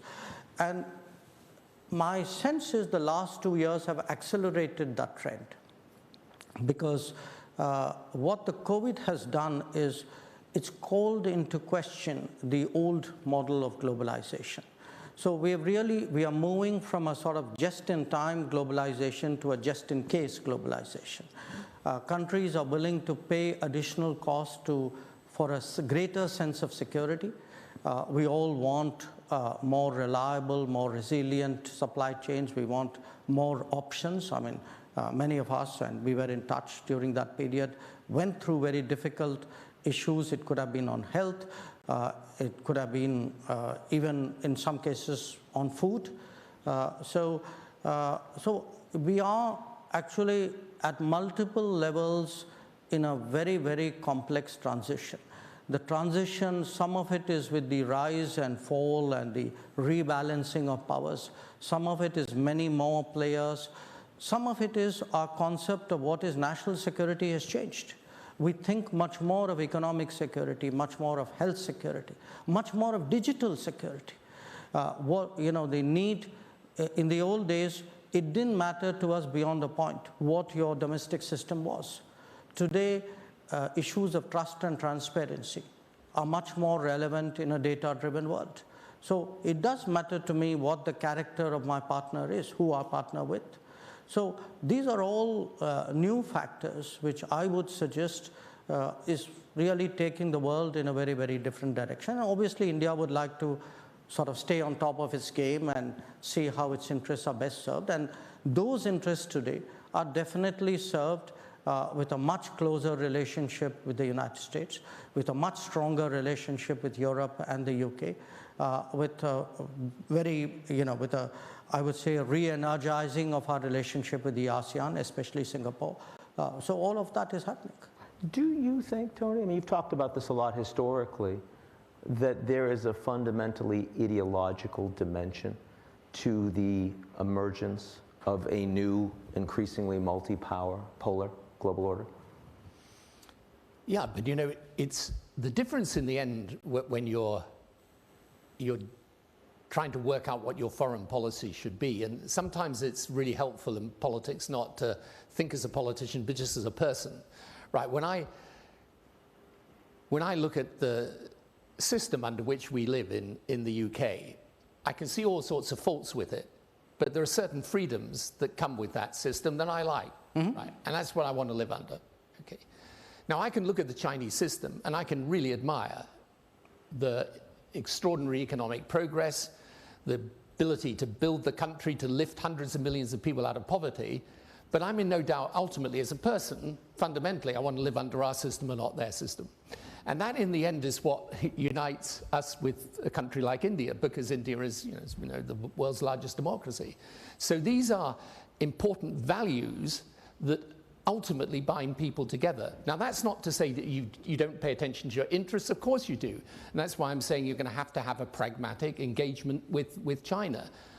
But the great hope that many of us had when I was in office, certainly, that as China evolved economically, it would evolve politically, and not to a Western democracy, but would evolve in the sense of greater openness, that the Communist Party in China would see its future somewhat differently. You've got to be very honest about that. In the last years, that's changed. The Communist Party's retightened its grip completely. And, there's a more nationalist rhetoric and action that comes out of the Chinese leadership. So this is why I think it's, one of the things that people, and I think this is really important for America, is that, America's got to still be really confident about its own values and system, despite all the problems. And I know America's got huge political challenges, and it's been a very divided politics.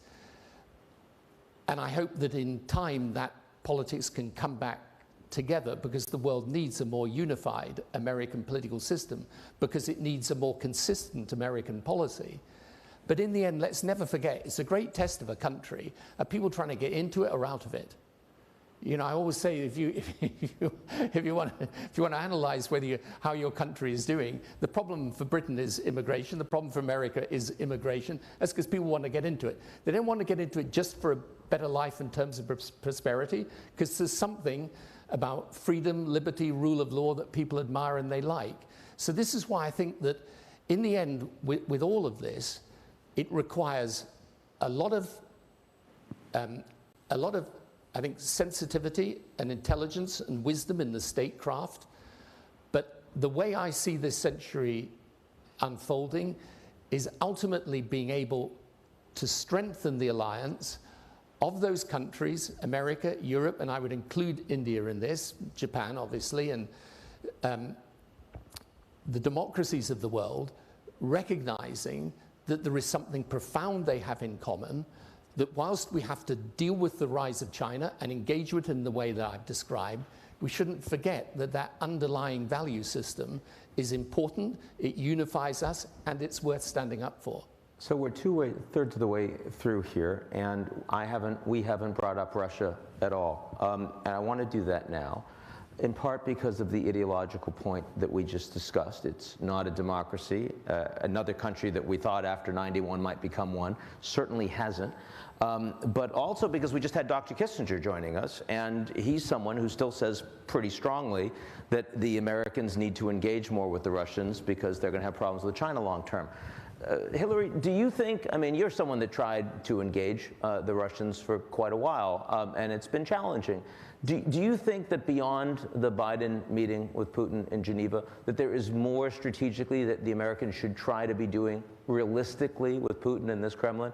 Or at this point, is it just stabilize the relationship and move on? Well, I think, part of statecraft is continuing to look for ways to engage. And I certainly have seen and expect to see that coming from the Biden administration.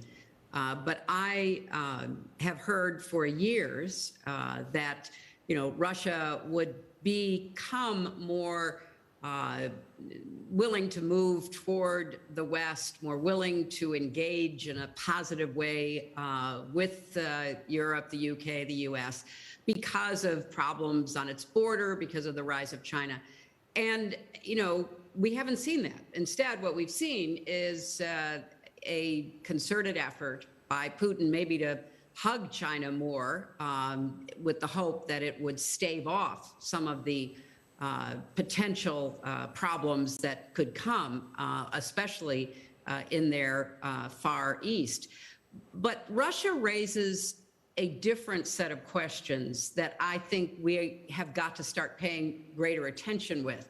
Part of the way that Putin has exercised power is through networks of non-state actors. He has a very large mercenary force that has been operating everywhere from Syria to the Central African Republic. He has a very large stable of hackers and those who deal in disinformation and cyber warfare, both in and outside of the government. He's engaged in a lot of asymmetric power moves. And I think one of the areas that nation states have got to pay greater attention to is the rise of these asymmetric power centers. Some of them operate either with the approval or even in full cooperation with state actors, like you see with the Kremlin. Some of them are independent, but we're going to be facing increasing challenges. The way that technology has developed, the incredible use of disinformation in the political sphere and the economic sphere is only going to get worse. The rise of artificial intelligence is going to threaten nation states, going to threaten multinational corporations. And then one more area that I hope nation states start paying greater attention to is the rise of cryptocurrency. Because what looks like a very interesting and somewhat exotic effort to literally mine new coins in order to trade with them has the potential for undermining currencies, for undermining the role of the dollar as the reserve currency, for destabilizing nations, perhaps starting with small ones, but going much larger. So when we think about this new environment in which we find ourselves that we've been discussing for the last some minutes, we can't just think about nation states. And Putin is a great example of that because with his oligarchic coterie, he has utilized many non-state actors to pursue personal as well as nationalistic goals. And I think that's going to become a greater and greater threat. And it appears as though China is going to prevent outside technology payment systems like the the cryptocurrency development from playing a big role inside China, because I think they've recognized, given their nationalism, perhaps earlier than other nations in the US, Europe, elsewhere, that this could be a direct threat to sovereignty. So while we're talking about making decisions and trying to be strategic and building alliances, there's a whole new layer of activity that could be extremely destabilizing, and in the wrong hands or in alliances with the wrong people, could be direct threats to many of our nation states and certainly to the global currency markets. Look, I think the crypto through a geopolitical lens tells you so much about the different orientations towards the global order of the Chinese and the Russians. And there's a lot more of that when you talk about new technology spaces. Before we turn to Afghanistan and bring our next guest on, Jay, I wanted to ask you something. You probably didn't expect this question, but India raised an eyebrow.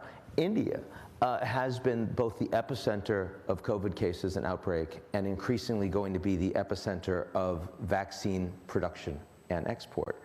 I'm wondering, over the last 2 years, what have you learned new about the geopolitical order from India's experience in COVID and the pandemic? I think the biggest lesson from that would be that we should have done a better job building, over many, many years, building our own capacities. And in a sense, you know, under Prime Minister Modi, we have a program which basically translates into self-reliant India. At the time when COVID hit us, we had two companies which were assembling ventilators. We had, there was no N95 mask producer. Again, we used to get those valves from outside and make it. There was very little medical equipment. So what has happened is, during that period, we have scaled up enormously. I mean, today when I look at what actually the health infrastructure which has grown up in response to COVID, I mean, we have literally set up thousands of COVID treatment centers which will outlast COVID, hopefully. So you had a transformation on the health sector, and we have shown by a combination of digital tools and greater production capacities that it is possible for a country which has a per capita income of less than $2,000 to actually reach out in a very, very massive way in public health. The second takeaway for us is the positive takeaway, which is if you see why has India become a major vaccine production center? Why is it that, you know, you have some vaccines, the same vaccine is being produced in multiple countries, but the Indian plants have a very high, very efficient result? I think the quality of HR, the skills out there, the practices, traditions, a lot of that has really been brought to bear on the COVID issue. It's grown, and you know, if I look not just at vaccines, I look at the pharma world as a whole. I mean, there was a time when hydroxychloroquine was very much in demand, or paracetamol was in demand, and you actually had a sort of scaling up of 10x, even 15, 20x for different medicines. So it's been a test for us. Obviously, you know, a lot of it was about our own survival, our own responses. But I think we've come out of it very strong enough to be much more relevant for global public health needs. It's interesting, one of the initiatives under the Quad is to sort of jointly produce and distribute a Quad vaccine. Which would be an American vaccine made in India, And the Japanese will come in with a lot of financial support, and the Australians with a lot of logistics support. So again, for me, it's both a decentralized globalization, more resilient, reliable supply chains, more trust and transparency, but also this more flexible combinations which sit down and produce solutions for particular challenges. I think it's a very good illustration of all of them. Thank you very much. And with that, I'm going to express our appreciation both to Secretary Clinton and to Minister of External Affairs Jaishankar for joining us. Thank you very much to both of you. And we're going to bring up Ajmal Ahmadi. May I exit on Absolutely, that? yes. Thank you very much. Thank you very much. And Tony and I are staying because we're talking about Afghanistan and the global order briefly. And we have Governor Ajmal Ahmadi. Good to see you. He was the last central bank governor of Afghanistan before the country fell, and he had to evacuate on no notice out of the country. And I guess the first question to ask you, given what you've just heard from this panel, I mean, there's probably no country in the world that's been affected more by a changing global order over the centuries than Afghanistan. I'm wondering, given the experience you've just gone through, not the best, with the sudden withdrawal of the US and its allies and the collapse of your government and the takeover of the Taliban,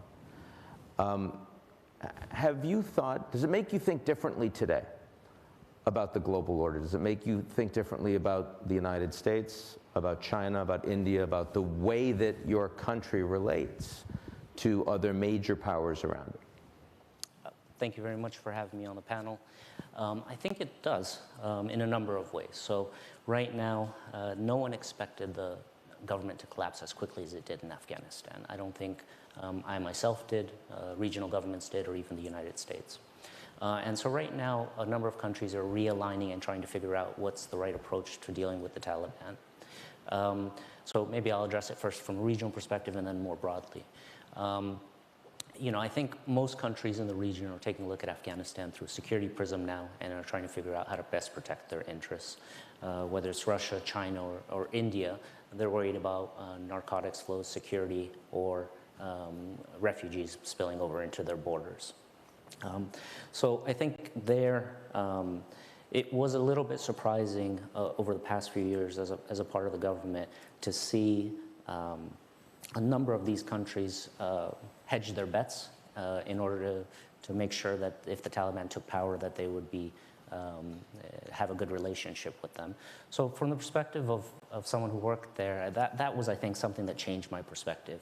I think more broadly, taking a look at the global stage, I think I view the Doha deal, which was signed, as not protecting, of course, by the Trump administration. Yeah. By the Trump administration. It's not protecting Afghanistan, but also not in the interests of the U.S. government as well. And so that was also a paradigm shift during that period, which I found difficult to reconcile. And so I think the countries in the region and now the entire global community is grappling with how to deal with the Taliban government that's come into power. Your expectations going forward, is it most likely this becomes a failed state? Is it most likely that, to the extent that anyone has influence, it's primarily China, Pakistan, Russia, not the West more broadly? Push back as hard as you want on that. I think right now, Afghanistan is not a failed state, and let me explain why. I think the Taliban have control of the administration and the bureaucracy, and so they have control of that lever. They have control of the security agencies, including the Ministry of Interior, Defense, and Intelligence. Although there are some attacks by Daesh and others, right now they're in control. Political opposition is there, but it's fragmented and dispersed. I think the key concern right now is on the economic front. So Afghanistan ran a $7 billion trade deficit on a GDP of $20 billion. That was entirely financed through international aid, which has been completely frozen, and the international assets have been frozen. And so you're going to have a rebalance of the balance of payments or external accounts in Afghanistan to a new reality. And that implies a very steep GDP contraction on the order of perhaps 30 to 40%. We've seen that in other countries around the world, in Syria, in Lebanon, perhaps in Libya. But those countries were starting out with a much higher GDP per capita rate. In Afghanistan, the GDP per capita was approximately $500. And now with a collapse of 40%, you're talking about GDP declining to perhaps $300 per capita. And that's where we run into this humanitarian crisis, because at that level, people don't have enough money to buy basic commodities. And so as that continues and those dynamics continue to play out, I think you're going to have instability created, perhaps people joining opposition forces, and that's where we potentially lead to a failed state. Thank you for that. Now, I mean, historically, you've had a lot of involvement directly, your government, with the global war on terror. We see what's happened. I completely understand why the United States and others would want to withdraw after all the bloodshed, all the hardship, all the money spent in Afghanistan. To what extent do you believe that you, the United States, the UK, its allies, have an ongoing obligation to Afghanistan, and what concretely does that mean? I would say yes, we do. And as you know, I expressed my disagreement with the decision to withdraw, but that's now happened. I think the really hard question today is what is a posture that is realistic in the circumstances we face. And you know, my feeling is most with the Afghan people. And you know, when you see what's actually happening to the country, I mean, one of the strange things I think that happened in Western opinion, because it hadn't really focused on Afghanistan for a long period of time, what happened when the collapse took place and the Taliban took over is, you know, I had people saying to me in the UK, but I didn't know all that had happened, that girls were in school and, you know, Kabul had completely changed, and yeah, we only heard about the problems. We didn't realize there had actually been some successes. And I think part of the problem for Afghanistan today, I mean, I was talking to a European leader who's taking in some of the Afghan refugees, and you know, refugee issues are very sensitive and difficult in Europe. But he said to me, I've started to go through the list of the refugees, and actually there's some very talented people in here who's going to be coming and settling in my country. But you've got to think from the point of view of Afghanistan, those people who are most educated, most capable, most able to put the country back on its feet are all either leaving or wanting to leave. So I think, look, sometimes you learn in politics when you can't solve a problem, you're going to have to manage it. We're going to have to manage it as best we can, particularly in humanitarian terms. But I think it's really difficult because as far as I can make out, but of course His Excellency knows much better than me, I think the Taliban is also divided. I would say the governing capacity is extremely limited. As he's just indicated, the assets are frozen, the aid has stopped. So we're going to have to try and deal with what will be a real humanitarian disaster, but without giving the Taliban the legitimacy that they will try and extract a lot of concessions for. But it's, you know, I look at this situation, and to be frank, I find it very hard to work out right now what the right response should be. So a closing big global question for you. We discussed here how we thought that China was going to become more politically open. We were wrong. We hoped that Russia, after the collapse, was going to move towards being a democracy. It didn't. Ukraine, Syria, Afghanistan.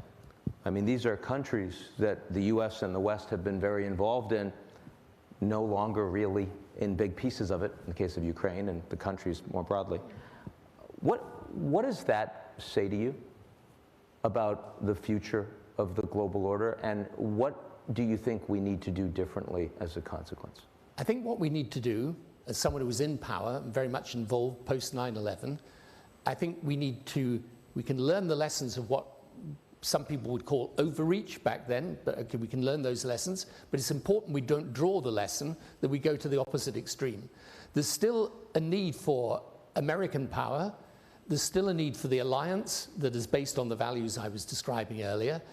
And one of the problems when people talk about wanting to end intervention from I don't just mean military intervention, I mean a very active policy in the world from the West.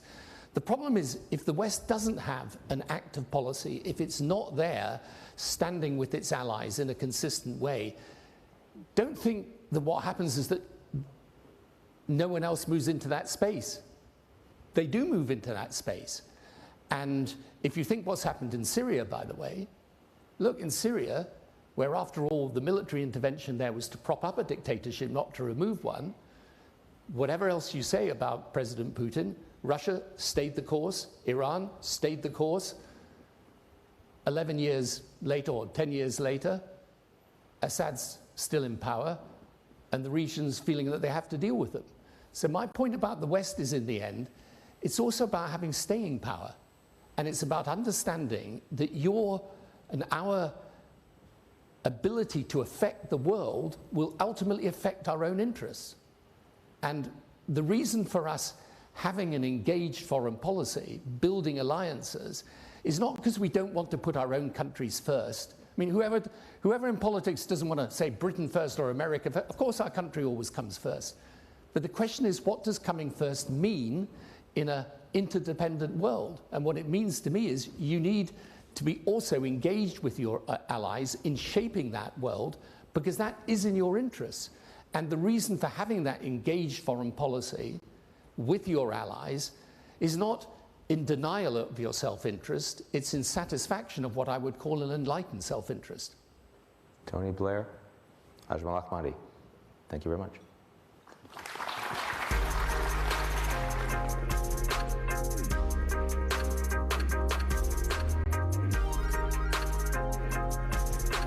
Please welcome back to the stage Andrew Brown.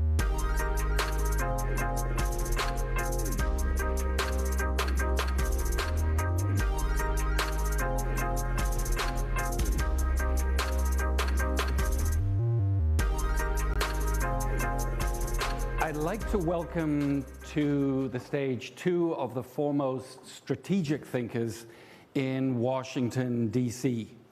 Both are seasoned Asia hands, and both are now senior analysts at the Center for Strategic and International Studies, a think tank. Mike Green and Scott Kennedy. Gentlemen.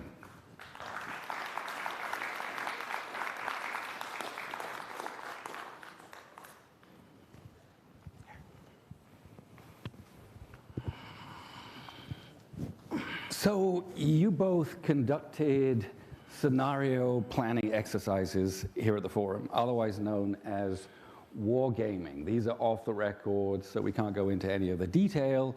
Suffice to say that the first simulated a US-China military crisis, and the second simulated a US-China economic trade crisis, both alarmingly possible and both, were they to occur, having profound consequences for the global economy and global business. Let's do a quick 3-minute, 4-minute post-mortem. Mike, how close are we, do you think, to US-China military conflict? If I were putting a number on an incident in the East China Sea or South China Sea involving US or Japanese and Chinese warships or submarines, I'd say it's a 20-25% chance in the next 5 years. The question is, how quickly can we de-escalate and move past it? That's an important question right now. I was in the White House 20 years ago when the EP-3, an American patrol plane, was hit by a Chinese fighter. There was a standoff, and we defused it. But 20 years later, there are more planes, more frigates, more submarines, more unmanned drones, more political tension, and no better crisis management mechanisms than we had 20 years ago. So I'd say there's a plausible chance of a collision. The question is, how quickly can we de-escalate? Very briefly, which part of the region worries you the most? South China Sea, Taiwan, East China Sea, something else?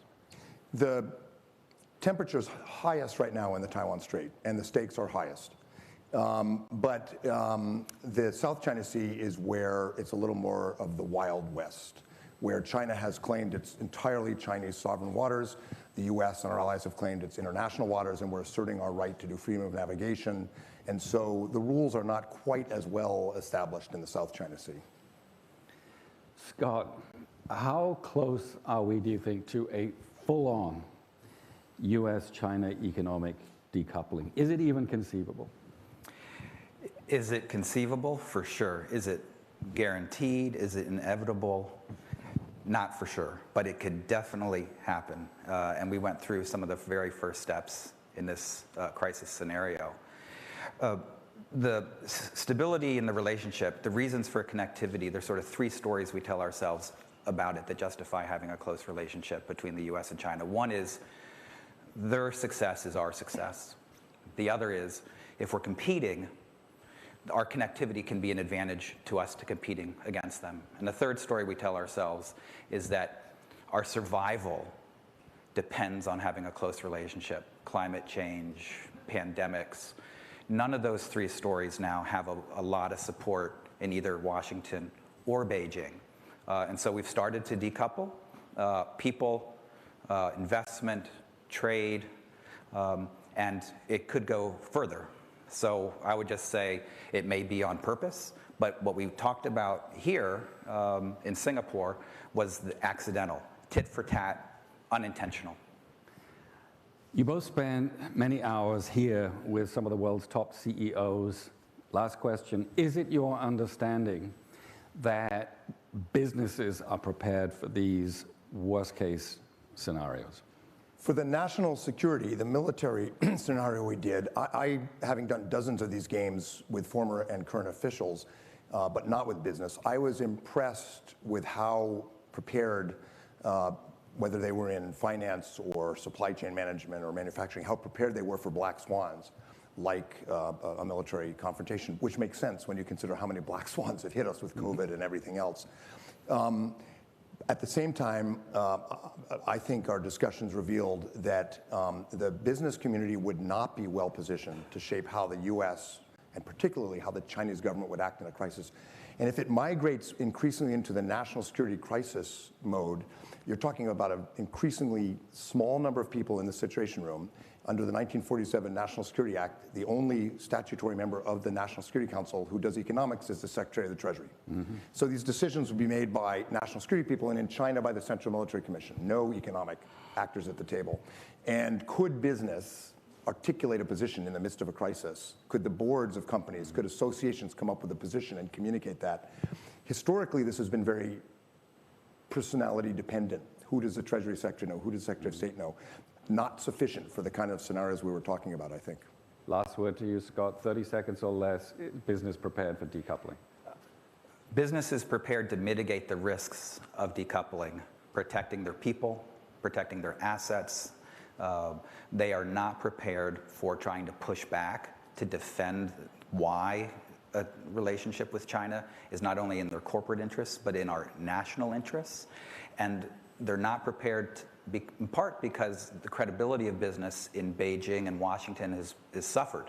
So they've got to get back some of that credibility and come with good arguments to defend why having this relationship is in both countries in the world's best interests. Scott Kennedy, Mike Green, thank you. Come and see us again next year. Absolutely. Absolutely.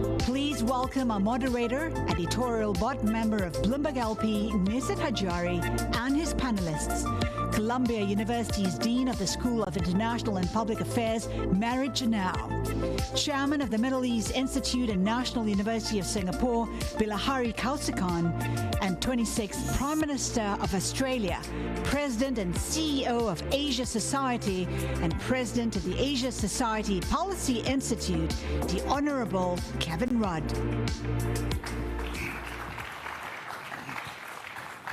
Good morning, everybody. The pivot to Asia. The term is 10 years old now, and arguably for most of those 10 years, it's been more of a figure of speech than a rhetorical device, than concrete policy. Arguably, that's changed under the Biden administration. In the last year, even amid efforts to combat the coronavirus pandemic, to reestablish transatlantic ties, to extricate the U.S. from Afghanistan, even amid all that, there's been a real concerted effort to re-energize ties with Asia, to refocus U.S. attention, commitment, investments in this region. You see this in the Quad, which the U.S. has tried to reinvigorate to use to address vaccine shortages and to supply chain security issues and so on.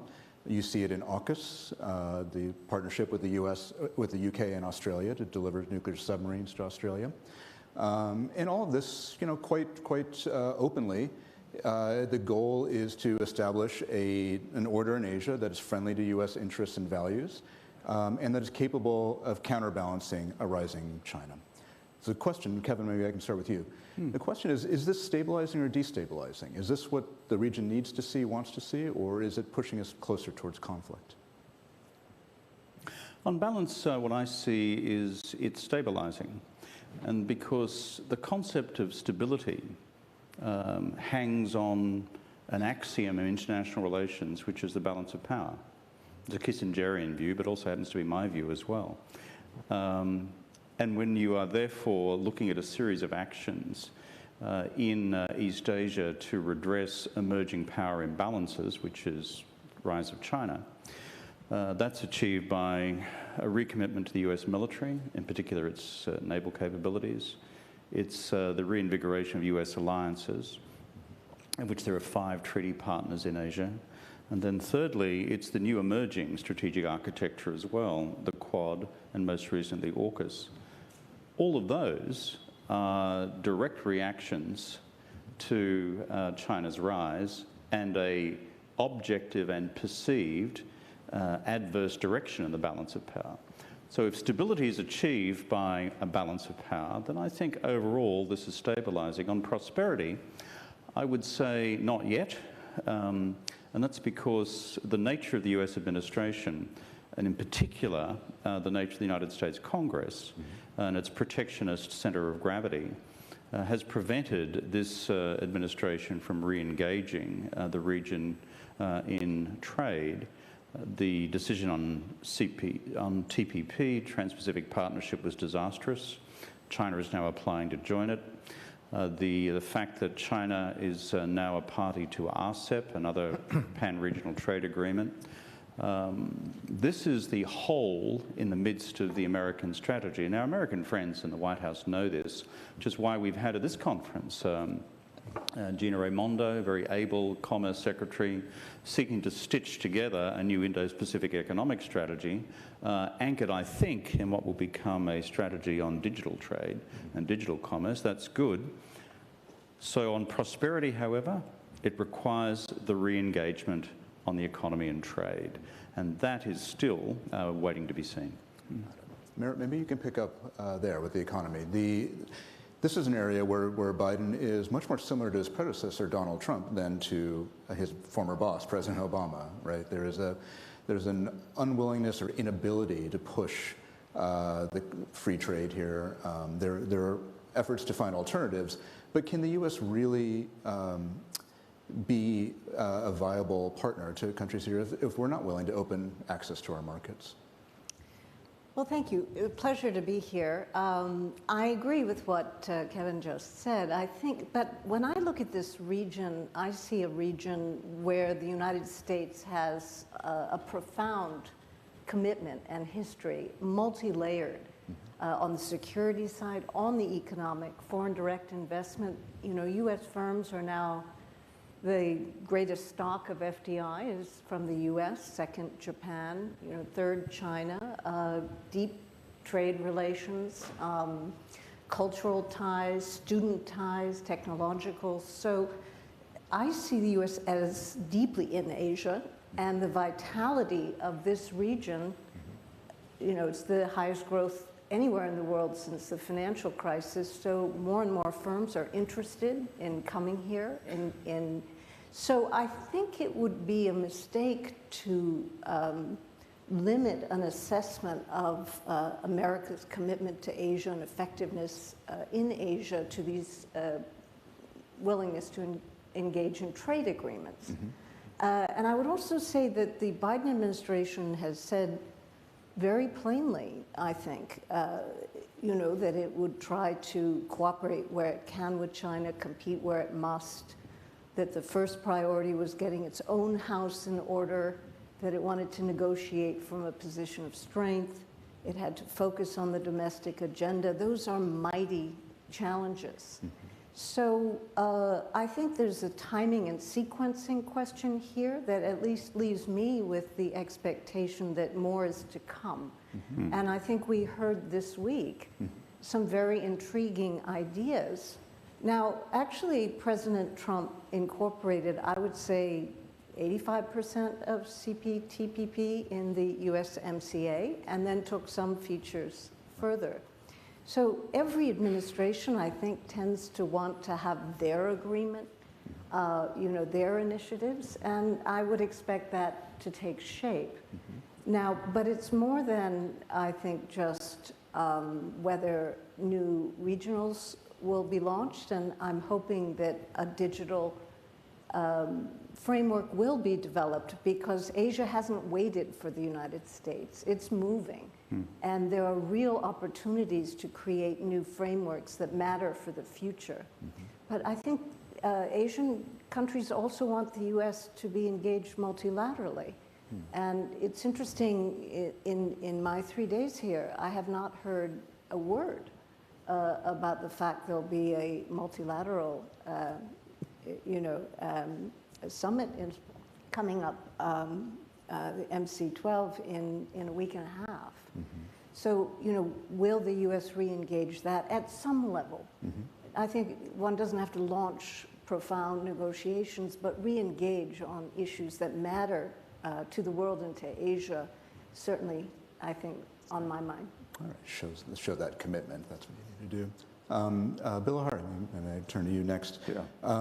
You recently wrote that the Biden administration's approach to Asia is again very similar to the Trump administration's. That it's still transactional. It's a more polite form of transactionalism, but there's still a price to be paid by Asian countries for U.S. support.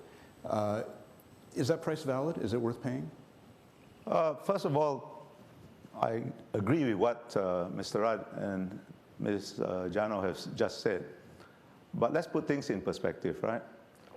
I dislike this term pivot to Asia because it kind of implies that you were not here and you came back, right? Actually, you have never left, right?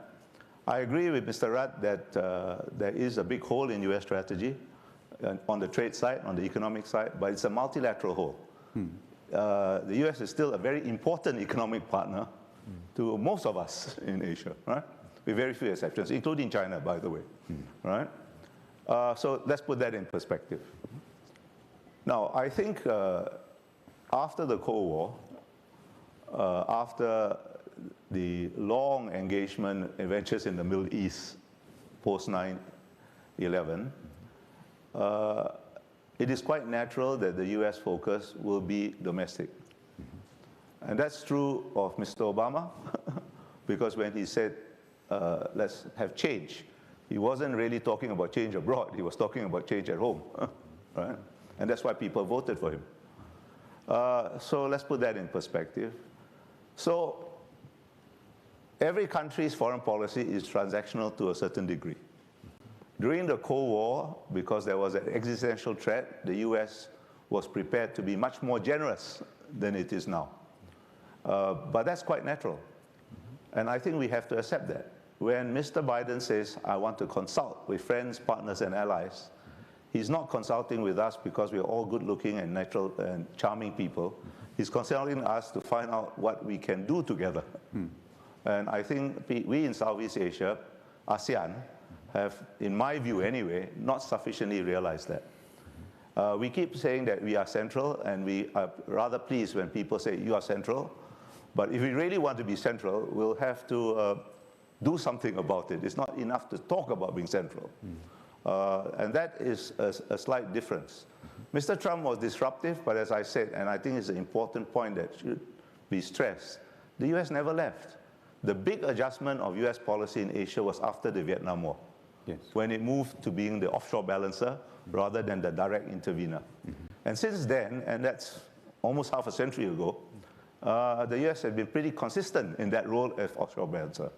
So let's put things in perspective. Professor Rudd, let me follow up on that. Bilahari has also written that as an offshore balancer, you're in a very difficult position. What you're offering is too hot for some people, too cold for others. It's a Goldilocks thing. Is this sort of questioning of whether the U.S. pivot is going too far, hasn't gone far enough, is that just sort of an inevitable part of being a superpower that is coming in from outside the region? I take a very sort of, I think, objective view of how do we best secure our future as a region. And if there is no strategic stability, the bottom line is we'll soon feel it and know it and experience it, and will affect everything. And we've been through those periods in the past in our region. As Bilahari said, prior to the fall of Saigon, this region was a different barrel of fish. And most of the economic growth here has occurred since the fall of Saigon, because the underpinning strategic stability has remained in place. So yeah, the United States is going to cop criticism, as you said, on the Goldilocks principle all the time. But the sober heads in the region, in every ASEAN capital, and in Tokyo, and in Seoul, and in Delhi, and in Canberra, are looking at one core equation, which is, do we see a net reinvestment of American military, economic, and technological power into the region? Or is the United States beginning to slide out of that by one form or another? And so far, our net assessment is the former, not the latter. But let me tell you, all the hardheads in the region count every rivet and every ship. We count every rivet and every aircraft. We look carefully at the relative size of American GDP against that of the Chinese, the trade footprint, we look at the investment footprint, we look at the capital markets footprint, and we look at where the supply chains are going on semiconductors. That's what's counted. That actually equals, in aggregate, stability. China, of course, pursuing its grand strategy, is seeking to upset that apple cart. That's what great powers do when they're on the rise. This is not a China phenomenon, it's a great power phenomenon. And so therefore, the one thing which will, I think, preserve aggregate stability, which enables, therefore, the region to prosper economically, is to ensure that these strategic fundamentals remain in order. Of course, we know what the tripwires are vis-a-vis Taiwan and the rest, but the best way to prevent a Taiwan scenario from going from the theoretical discussions into a real living national security nightmare and generating a general war is through effective American and Taiwanese and allied deterrence. Merritt, on that point about how much attention the region pays to every move from the U.S., every statement, every rivet, as you say, that's a tough standard to meet, especially when we have our own politics that are disrupted right now, shall we say, unpredictable. How do you persuade Asian countries that they can trust that these policies are going to carry through into the next administration and the one after that and the one after that? Well, I'm not sure how we convince countries except through our actions. When you have senior officials coming and talking about the themes that we've been hearing about, I think that's reassuring. When you have American firms continuing to invest and hire locally and engage, I think that's very reassuring. When we develop these new frameworks of a hybrid nature, such as the Quad, I think perhaps that can be reassuring. So Those are, I think, all healthy steps, and they're reinforced by the commercial business activity. So I think Hank Paulson, when he stresses the, the power of business, it's not abstract. I think it's part of the glue that is holding us, but so too is immigration, students, education.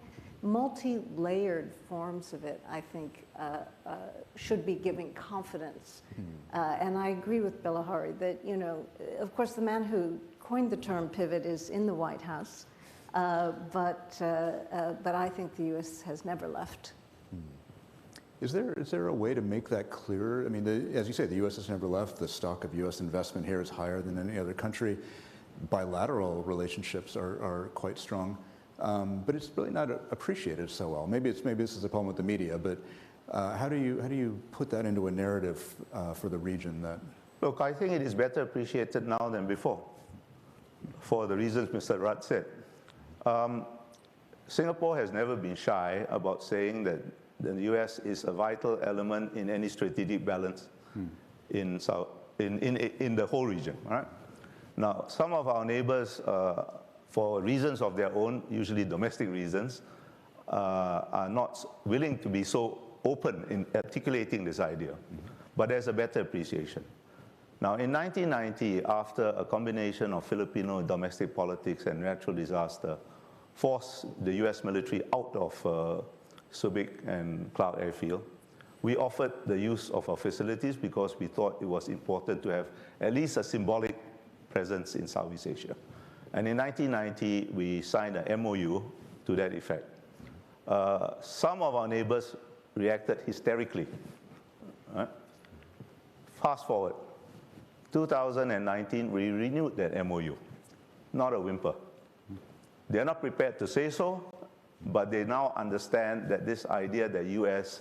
is a vital element of any strategic balance, and without balance, there is no prosperity, there is no stability, is not just an eccentric Singaporean idea, but a strategic reality that you may not be able to articulate it, but you understand it better because the situation has changed, right?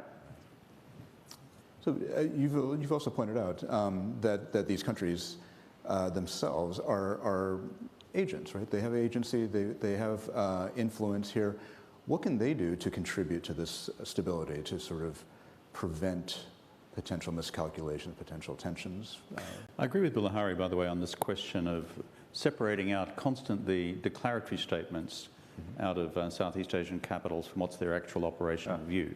We just got to understand there's politics and there's diplomacy, there's in domestic politics, and there is the core strategic view. And the core strategic view in all, I can't say 10 ASEAN capitals, but at least 8 out of 10 and probably 9, is that it's great to have Uncle Sam around and back.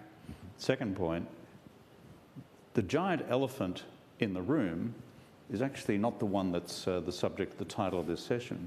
The giant elephant in the room is the guy with the pink face in the United States, Donald Trump. Does he come back directly or in another form in 2024?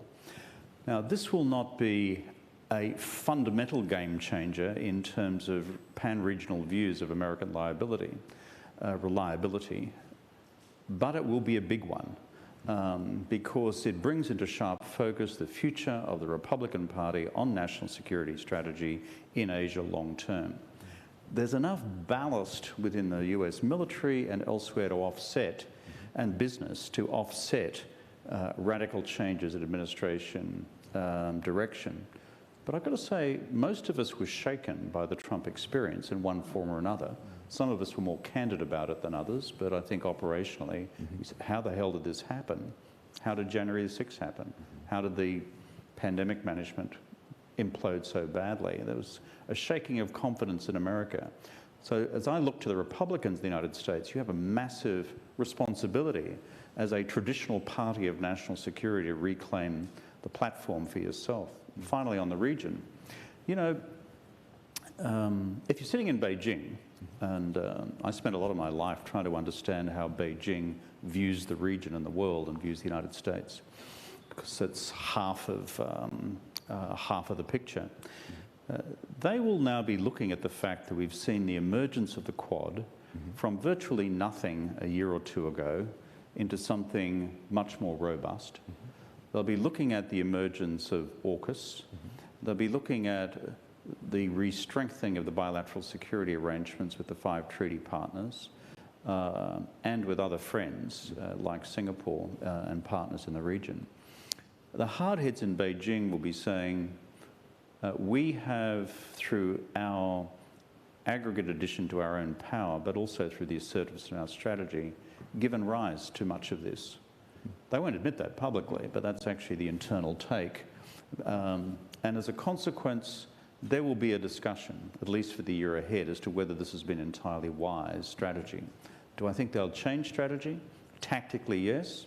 Fundamentally, probably not. But your question was, what has the region been doing? I think that's been manifest. And on the ASEAN point, while they may say things about the Quad and say things about AUKUS, what is kind of interesting is the relative degree of silence about it, particularly given the historical, as it were, neutrality and non-alignment of the ASEAN as an entity. And that's because these regional security institutions now afford Southeast Asia greater levels of political maneuverability with Beijing than perhaps they had before. Interesting.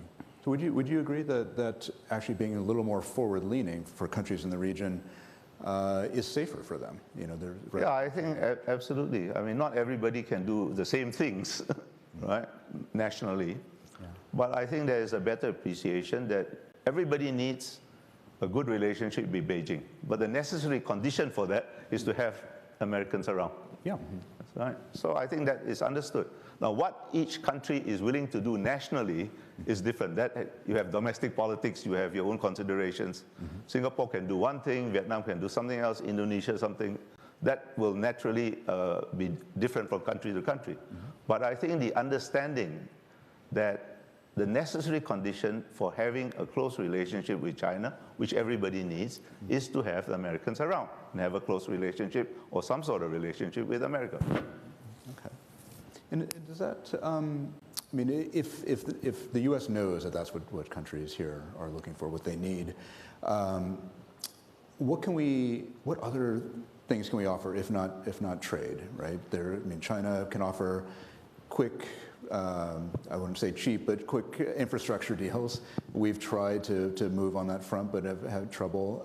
Should we move away from trying to compete head-to-head on things like that and focus more on digital, strengthening health systems, you know, other areas of comparative advantage? Well, thank you. I do think that what you're saying, Bilahari, is important. And there will be tensions as a result. And if the United States, and what I hear when I'm here in the region all the time is, it is very challenging if the U.S. takes policy actions that make Asian countries feel they have to make a choice. That is a very uncomfortable place to be. And so I think, you know, we should be creating a positive agenda in the region that has its own dynamic and is not forcing choice, although there will be points of tension inescapably, one must recognize. So what is that positive agenda? I do think that the dynamism here around the digital economy, the absence of rule frameworks, yet the emergence of regulatory systems that are trying to think about these very domestic questions around privacy and security and the digital economy, you know, are rich for cooperation. And we've seen that already through the regional initiative on digital economic partnership frameworks. But those are still early stages, and there's a lot of work to be done to really make things interoperable for the future. There's also a lot of work to be done around cybersecurity, privacy norms, and so I think those are among the areas. We heard Secretary Raimondo talk about supply chain and also around environment-related measures.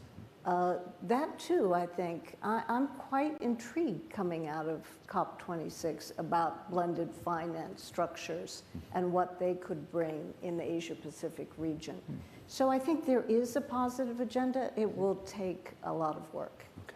If I could just reinforce what Meredith's just said, she's eloquently described what now is a huge American opportunity in terms of digital commerce and, frankly, digital security and digital regulation. As the explosion of digital commerce becomes a global and pan-regional reality. That's one. But she just also touched on supply chains. If the question is what more can be done in the region, what more can be done by the United States, it's this. China, as I read their new policy of national economic self-reliance, Zili Gengsheng, it's underway. If you read the text, Chinese are moving towards secure supply chains for themselves. Now, the United States, for parallel national security reasons, is moving not just in technologies but in other areas to a re-engineering of its own supply chains and that of its allies.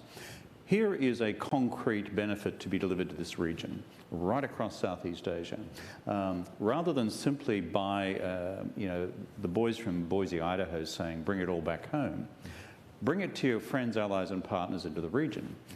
This actually adds to economic growth in the region, it adds to prosperity in the region, and it comes off the back of American strategy as well.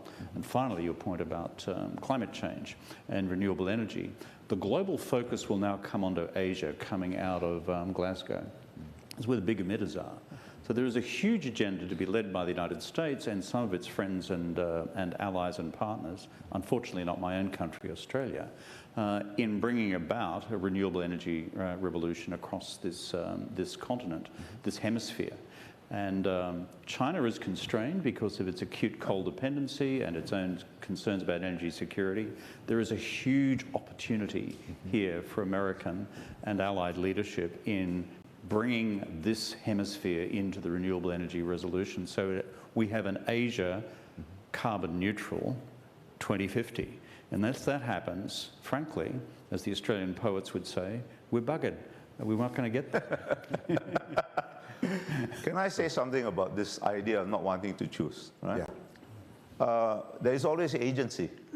Even the smallest country has agency. Otherwise, Singapore wouldn't exist, So when we say we don't want to choose, what we really mean is we don't see any need to neatly align our interests across all domains in one direction. Some of our interests will take us in the direction of China, some in the direction of Australia, Japan, the United States, India, Botswana, right? That's what we want. We have agency, and the US presence gives us that agency. Because if there's no balance, there's no agency for small countries. I think on that's a perfect note to end on. So thank you all very much for this. Appreciate it. Thank you. Thank you. Thank you.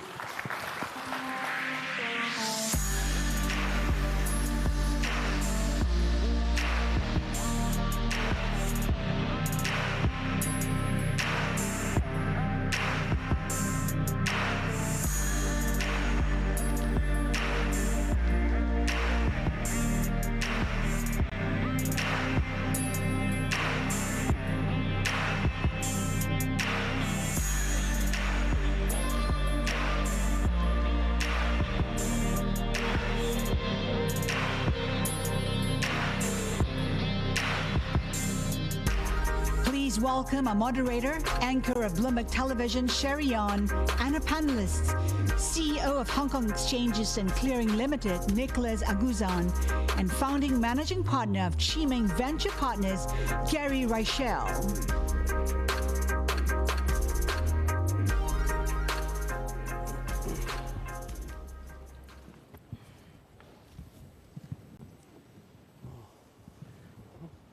Thank you very much for being here. It's really great to be in Singapore now after the pandemic. This session is titled China and Global Capital Markets. And of course, this week we heard from Wang Qishan talking about opening up China.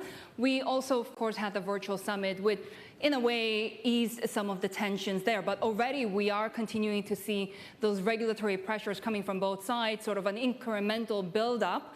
So in this panel, we want to discuss what that actually means for investments, capital markets, for innovation as well. Let me get started with Leland, who's joining me here, of course. Give us sort of the scene right now. Where are we at when it comes to this very much talked about financial decoupling that we thought was happening for the past couple of years? I think we can get it out of the way right up front, saying that true financial decoupling in the most severest sense is not happening and it will not happen.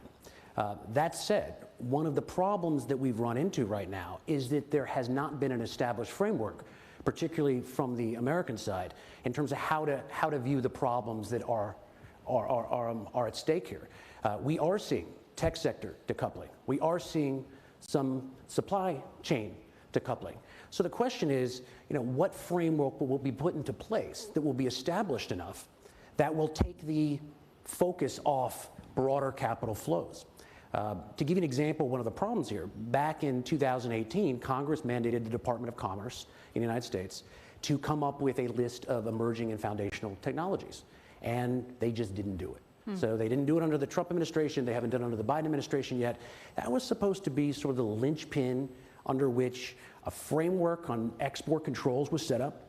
Now, maybe on top of that, you set up a mechanism so that people trying to get around it one way or another, whether it's CFIUS or another oversight body, would have the ability to sort of crack down and make sure bad things aren't happening.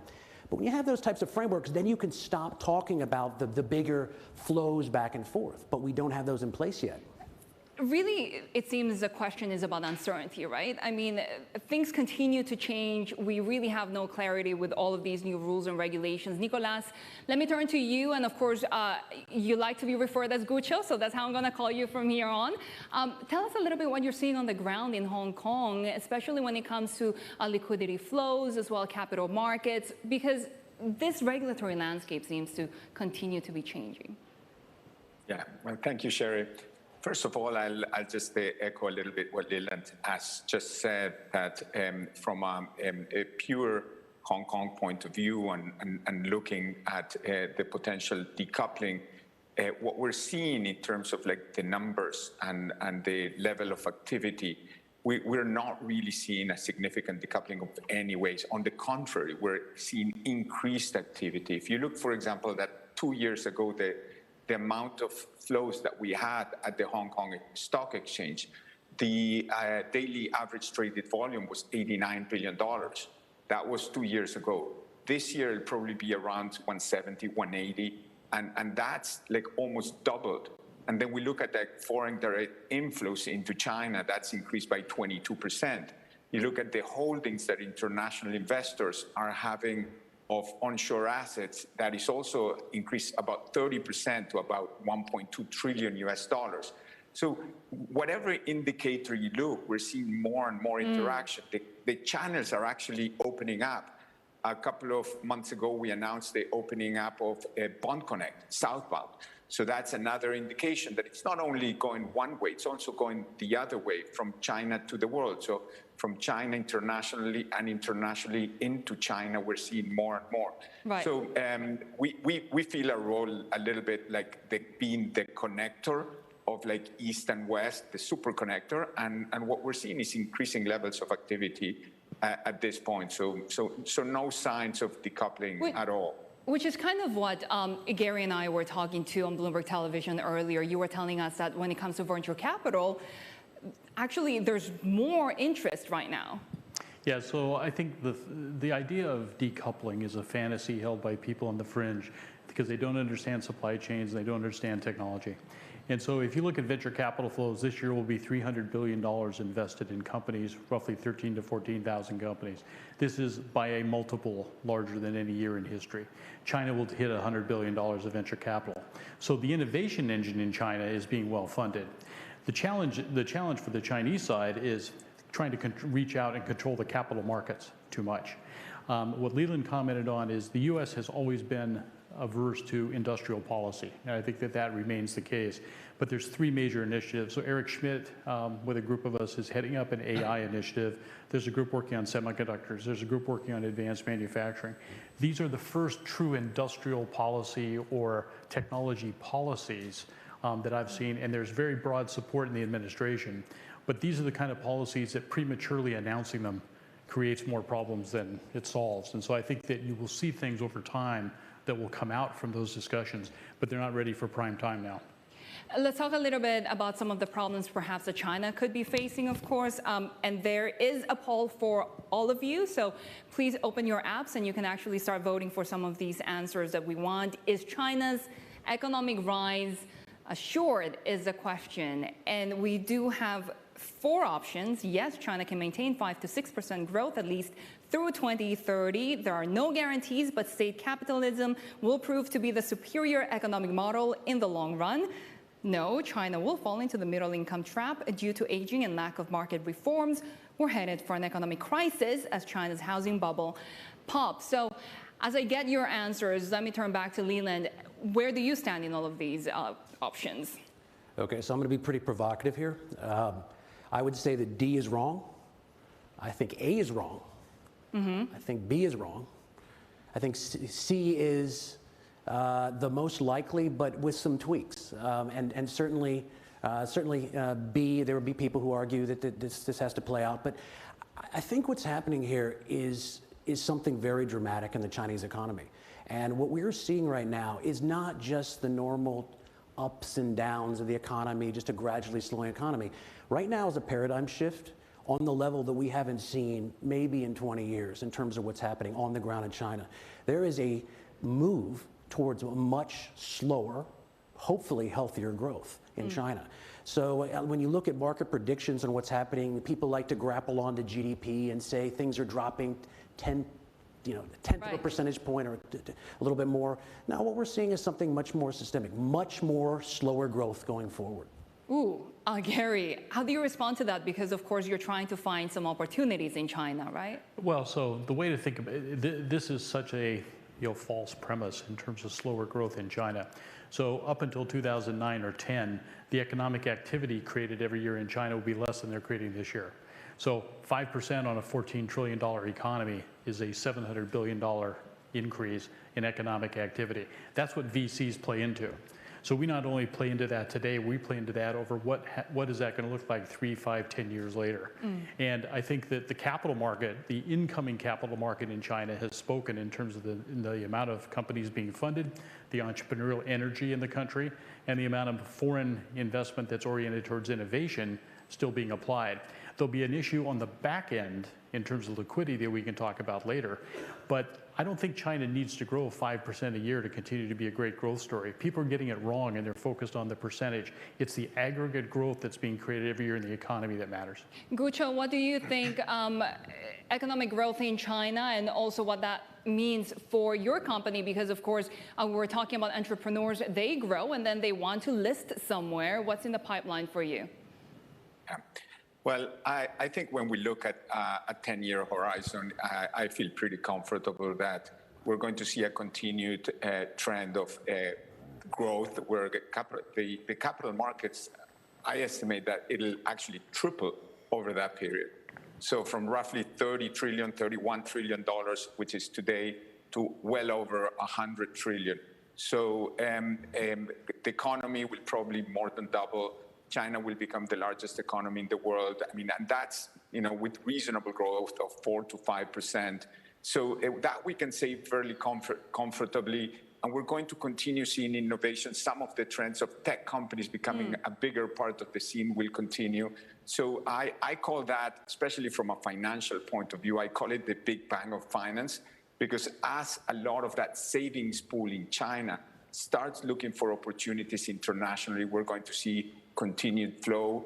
The international investors will continue trying to seek those opportunities in China. So I would expect a lot more movement back and forth. And it's a trend that started many years ago, and we really don't see it slowing down significantly. What's really interesting, right, because we continue to see the activity on the ground. By the way, we do have the result of that poll, and it's no, China will fall into the middle income trap due to aging and lack of market reforms. And of course, we have the regulatory crackdown to talk about, right? So, Gary, let me turn to you, because I do wonder, as somebody who invests in these early startups, in these companies, you're not facing that regulatory crackdown until much later, right? Until these companies actually become big enough. But how does that change your strategy in looking at these companies when the goalpost seems to be now completely different? Perhaps you don't want it to grow that much that it will actually get scrutinized. Well, I think entrepreneurs never think about not growing. So the idea that Jack Ma today would say, well, I won't build Alibaba big enough to get attention of the regulators, that's not going to happen. So I think that what you have is you just have the practicality that what China has to come to grips with is the fact that the government is a trailing indicator. And so when you look at the regulatory framework now, it's stuff they should have done 10 years ago. They let fintech run away from them. They let the alternative finance, debt financing run away from them. They let Alibaba, Tencent, Baidu, and JD.com form effectively monopoly positions that choked a great deal of entrepreneurs trying to get into the market. So finally addressing that is a good thing. But ahead of them still is, can they create a stock market and a capital market system that the individual investor trusts? And they have not demonstrated in the 20-something years I've been doing venture in China, they've never demonstrated the ability to keep their hands off the market and trust that the market mechanisms work. I think that is the single biggest barrier to whether or not China has a robust system to actually achieve the, really reward the innovators and reward the entrepreneurs they have in place. Which is why you're not very optimistic about the new Beijing Stock Exchange. I find stock exchanges put in, centered in regulatory hotbeds to be less than ideal. I bet, Leland, you have some comments on that too. Well, I think just pulling this back a little bit, it sounds like the three of us are saying completely different things. But just to sort of clarify, when I'm talking about much slower growth going forward, I don't mean that China is uninvestable. I'm not meaning that people aren't going to make a lot of money, particularly in certain sectors. I think the dynamics of the economy will change as the government moves away from pushing credit expansion to boost those growth numbers up. So by saying slower, healthier growth, I'm not even saying that the party's doing a bad job. I'm saying that the party is embracing that too. So, there's a tendency, because we're so obsessed in the markets talking about the GDP growth number, because that's the way China has measured itself for so long, to think big number good, slow number bad, or slower number meaning that the government isn't doing its job. I would turn that around and say the faster that the party gets away from the previous economic growth model, which is focused enormously on reckless credit expansion, you saw that in the property sector, the more it gets away from that and the faster it does, the stronger and more resilient the economy will be in the long run. So Leland, is that what's driving Beijing right now with all of these regulations in different sectors of the economy? Because we're not only talking about tech, we're not only talking about this increased scrutiny in overseas listings, but also the property sector in so many different parts of the economy, education. I think the social compact in China is changing right before our eyes. For years, the party said, support us. We will deliver you high growth, and we will make you rich. And we're getting to the point where the Chinese economic growth model can no longer deliver those high levels of growth. And instead, what the party is saying is, we will deliver slower, healthier growth, and we will distribute the wealth more broadly. So you're seeing that a little bit in common prosperity and the rhetoric around that. But you're going to also see it reflected in economic policymaking. And so why was the financial sector so aggressively de-risked this year? Why was the property sector? Why is it being so aggressively de-risked? Because I think the party looks at the risks of not changing as greater than the risks of pushing this forward, albeit with volatility, with economic dislocations and defaults and other problems that come along with it, because this is the way that it ensures its own survival going forward. Gucho, what does that mean for you on the ground as somebody who's heading the Hong Kong exchange, if you're seeing Beijing wanting to change because they have to? Yeah. So, I mean, what's happening is you have a new generation of businesses as a result of the new economy that are creating certain imbalances in the market, and there's additional regulation coming in to try to understand how that works.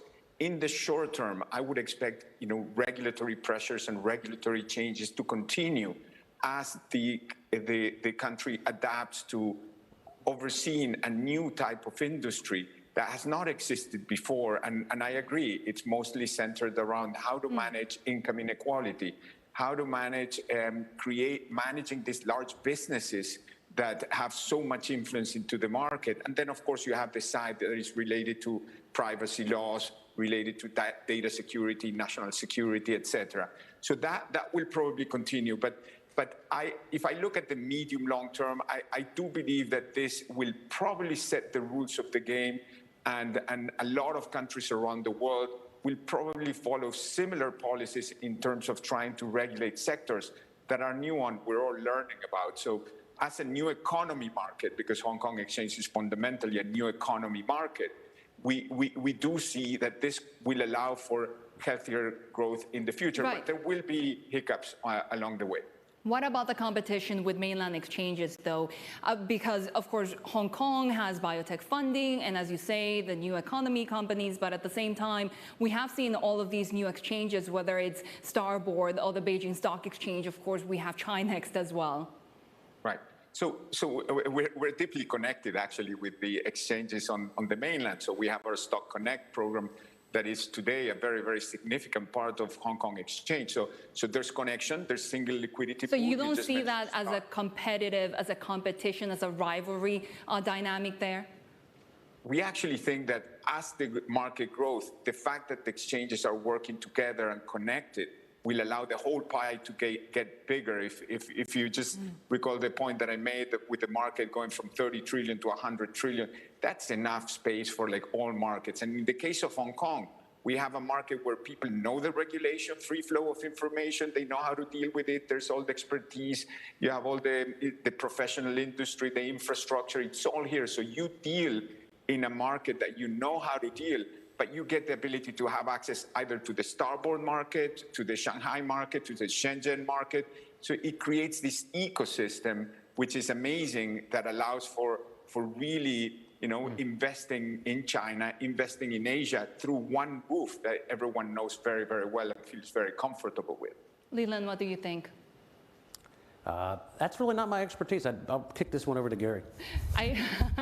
So sorry, let me make a comment on this, because the thing that the Chinese government will make a mistake on, because they're very consistent in this mistake, is they're going to overreach, and they'll do regulation not to create a fair market, but to control the market. And history would say you cannot control technology markets. Try to find an example over history where someone was able to put a fence around and control the development and enhancement, distribution of technology. Very hard to find. Kind of like water, hard to control water. It's very expensive to control water. The financial markets is the same thing. I mean, I think that if Hong Kong can remain independent and doesn't have the same kind of listing requirements that the main boards have in terms of the security administration saying, well, you can list here, you can't list. If Hong Kong can maintain that independence, then I'd completely agree. Hong Kong will thrive. But the data would say today that that's not guaranteed in any way. How difficult has it been to drum up interest for Chinese companies when you have that regulatory backdrop? So again, it hasn't affected the front end yet. So the front end, lots of capital coming in, lots of companies being funded. What changes for an American investor or a foreign investor is Hong Kong has a great system where innovative company can list. 6 months after listing, you can start to distribute shares. You can become liquid in the investment. The main bourses in China have a 1-year lockup. So first of all, the listing requirements are harder. Then you have a 1-year lockup. Then if you own a large position, you can only sell 3% of the company per quarter. So instead of a 6-month to liquidity process, it's 18, 24 months or longer. That is a risk. Every investor has to calculate 2 more years of geopolitical risk in terms of the exit of that capital. That's a big deal. You've been a little bit more careful when it comes to these sectors that you're trying to put money in. Well, so there's no point. Every sector at some point becomes too expensive. That's just the law of large numbers. So we're the largest healthcare investor in China. We'll continue to be very aggressive on healthcare broadly based. And what we've done is move mostly from consumer investments to a very broad base of technology, core technology investments. And so it's much more the things that will underpin a complete rehosting of the Chinese technology sector onto purely domestic technology as opposed to foreign technology. Leland, how are U.S. investors, U.S. businesses watching these developments in China, and how do they think the opportunities will change given what we're seeing happen? Well, I think you're seeing a bifurcation based on funds' risk appetite. So I'm always asked the question, is China investable? And I think the answer is yes, but it also depends who you are. So if you're a pension fund before and you probably thought there were some very sure bets with very little volatility, all of a sudden you see these policy crackdowns, which have no guarantee to be ending anytime soon, because we're looking at the Party Congress next fall. This could go on for quite a while. You may not have the appetite to invest in China anymore. On the other end, there's lots of hedge funds. There's other vehicles with high risk appetite that see these values that look so appetizing, and they just have to play the political winds right, and they're going to make a lot of money. So I think that you're seeing, instead of this broad question about is China investable, well, China's investable, but it really, really depends on who you are and what you're trying to get out of it. And Gucho, given the conversations that we're having these days, we have seen more people look to Singapore, where we're at right now, as perhaps another opportunity, the SGX. We heard from a CEO saying, you know what, we want to anchor the funds and have them list here instead of Hong Kong. And not that he said that, but we kind of gauged that that's a competition there. How do you make yourself still competitive in that environment? Yeah.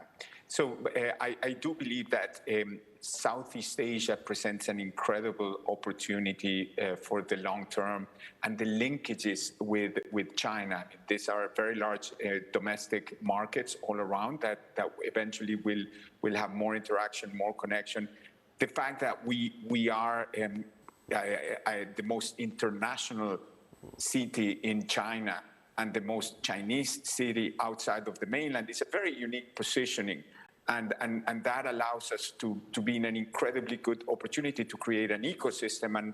And one example is, like, for example, we just recently launched an A50 futures contract, and it was incredibly successful. In just like 3 weeks, we have this week pretty much every day over $1 billion of trading, and there's an open interest built of over $2 billion. So having that in just like 3 weeks gives you a sense of like the power of trying to connect this East and West. But I do believe that being able to also get Southeast Asia connected with all this ecosystem is going to be highly valuable. And I think that's going to be positive for Singapore exchange, for the Hong Kong exchange, and hopefully the pie will continue to grow, and we'll all be able to facilitate, getting those opportunities together with capital. Right.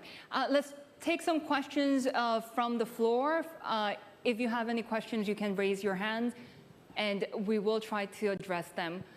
But that's a very positive note that you're ending on, Gucho, in the sense that we're trying to grow the pie. Gary, as somebody who invests in China, what would you like to see in order to make the environment better for VC, better for innovation, better for entrepreneurs? So I think it's having the rules be clear and having some predictability to the rules. I think what we have now is a late entry, the CAC, the Cyberspace Authority, coming in and taking control of the tech company listing process. Well, that leaves CSRC out of the mix, and they're the ones who actually have created the technology underpinnings of the stock market. So at some point, you need to have people in place who have a deep knowledge of how the markets function. And if that doesn't happen, then you'll wind up with companies, at some point, capital will stop flowing to China as aggressively as it has. No one's going to completely pull out of China because the market dynamics, to the point that Leland is making, they're fantastic. Long term, it's a very great place to invest. But everyone's risk premium will have to get adjusted for the time frame of liquidity. And that's something I think the Chinese are going to have to address. Leland, just quickly, final thoughts? I think that the issue should be do smart things on the regulatory side.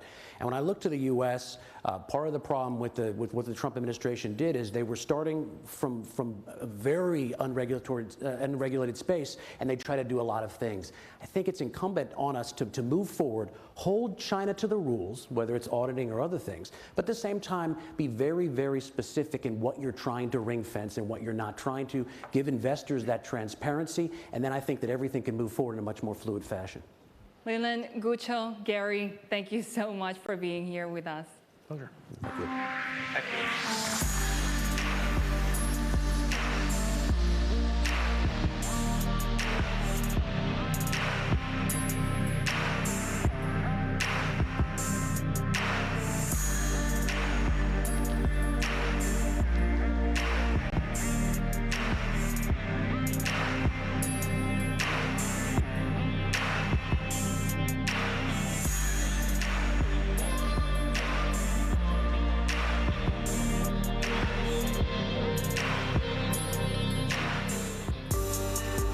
welcome to the stage Bloomberg Television Editor-at-Large Eric Shetzka and founder and CEO of Binance, Changpeng CZ Chow.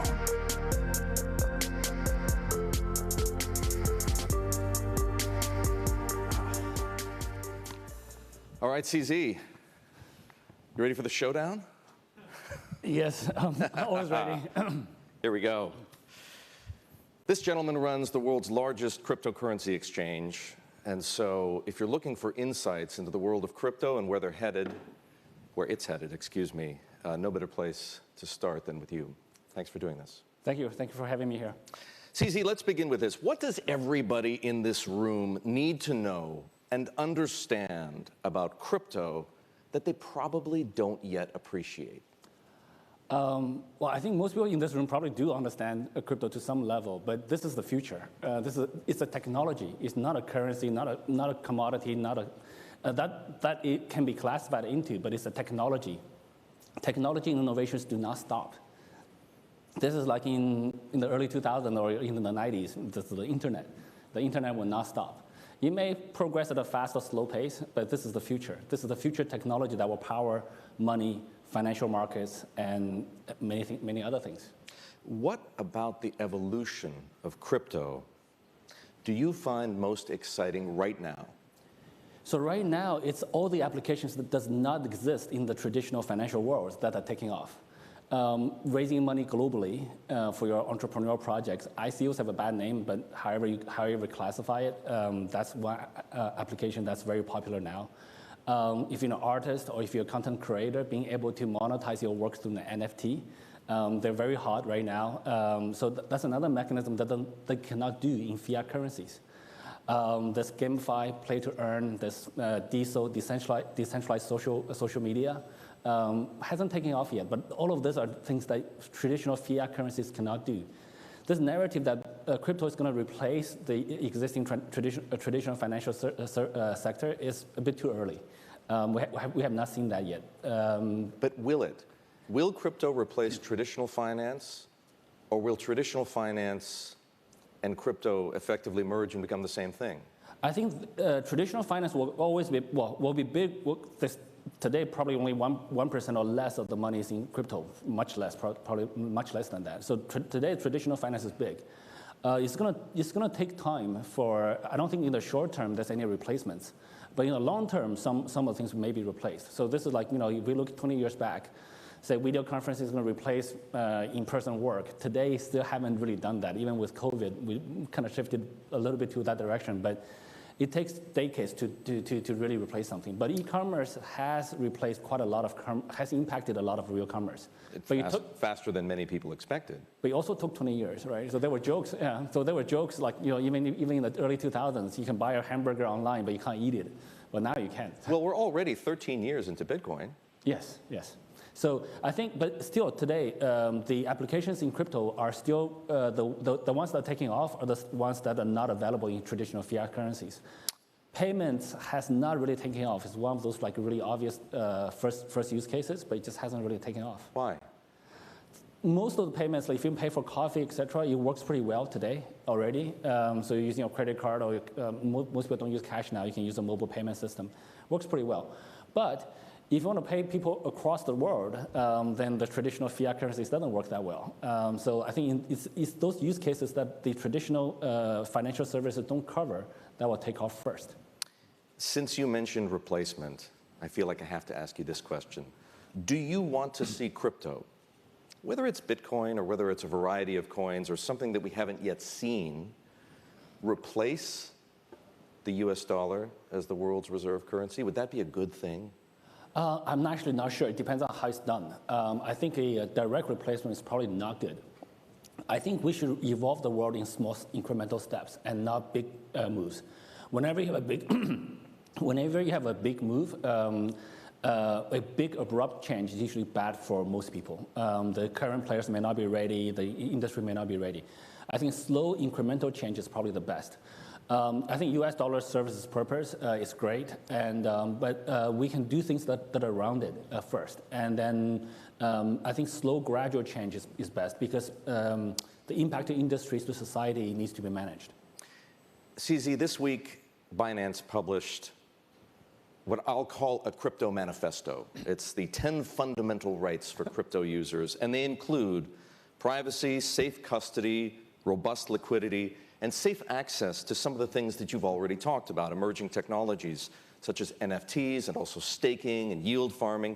I'd like to know, who are you most directly addressing with this manifesto? Regulators or rival exchanges? I think it's everybody. I think we want to get the message out there. We have been talking with regulators around the world quite a lot. Many of our users may not know that we're doing this. And there's different perceptions in different parts of the world, both on the user side, on the regulator side, on the existing financial players. They don't really understand crypto, and we think that we need to look at all of this holistically. You say regulation is inevitable. Yeah. Is that because you want it or can't stop it? I think we actually want regulation. I am not a complete libertarian. I'm not an anarchist. I don't believe human civilization is advanced enough to live in a world with no rules. I don't think our civilization is that advanced yet. So if we want to live, we probably will need some rules to work well, and those rules are regulations. And also, I think crypto adoption right now is probably around 5% globally, population-wise. Those 5% are early adopters. The rest of the 95% or the 90-something%, most of the users probably will feel safer using a cryptocurrency exchange that's licensed, that have a local office, et cetera. Optimistically, how long do you think it will take to go from 5% today to 100% adoption, where people around the world are using crypto with as much comfort and ease as they use cash or credit cards or more and more these days mobile payments? I think it will take a couple of decades, to be honest, to reach 90-something%. I think the adoption curve is always slow at the beginning, and in the middle you'll pick up, and then the last few part of the generation, like my parents' generation, probably will be harder for them to adopt. So it would again, and also I think a lot of the applications today are not done really well. So the applications need to improve. So I think that would take at least 1 to 2 decades, 10, 20 years. What I would describe as the clarion call in your world, the crypto world, is for what people describe as smart regulation. What's the difference between smart regulation and dumb regulation? Actually, there's a very simple difference. I got to be careful saying this. The dumb regulations are typically regulators who have a single metric, which is to reduce risk. That's great. The best way to reduce risk is not to do anything, just shut down everything. A smarter metric, or a secondary smart metric would be, what about economic growth metric? So you should reduce risk and while promoting economic growth and innovation. When the smarter innovators have 2 matrices they need to measure on. So if people have that kind of mindset, they typically will be very pro-business, pro-innovation. Binance, as I mentioned earlier, is the largest crypto exchange, by far the largest, several times larger than Coinbase or FTX. I looked this morning, and in the past 24 hours, Binance had done $40 billion of volume. Is that typical? That's typical. Actually, it's actually not that high. Generally higher. Today's a bad day, in other words. Today's a slow day. So a couple of days ago, I think we hit $170 billion transacted in a single day. What was that 2 years ago? 2 years ago, 2 years ago, I think we were very lucky to get $10 billion, 10 to 30 billion. 4 years ago, we were very lucky to get like 300 million billing. So the industry has grown really, really rapidly. Your fees are low by industry standards. Yeah. Why? We're already profitable, so we can actually charge even lower fees. We're actually thinking about that right now. So we are an organization. I do not believe in maximizing profits. I also do not believe in maximizing shareholder value in the short term. So I believe in growing the industry, providing the best value for our users, and then we'll grow. And long term, we actually maximize the shareholder value. That sounds to me a lot like Jeff Bezos. I don't know him personally, but I would love to be as successful as he is in the future.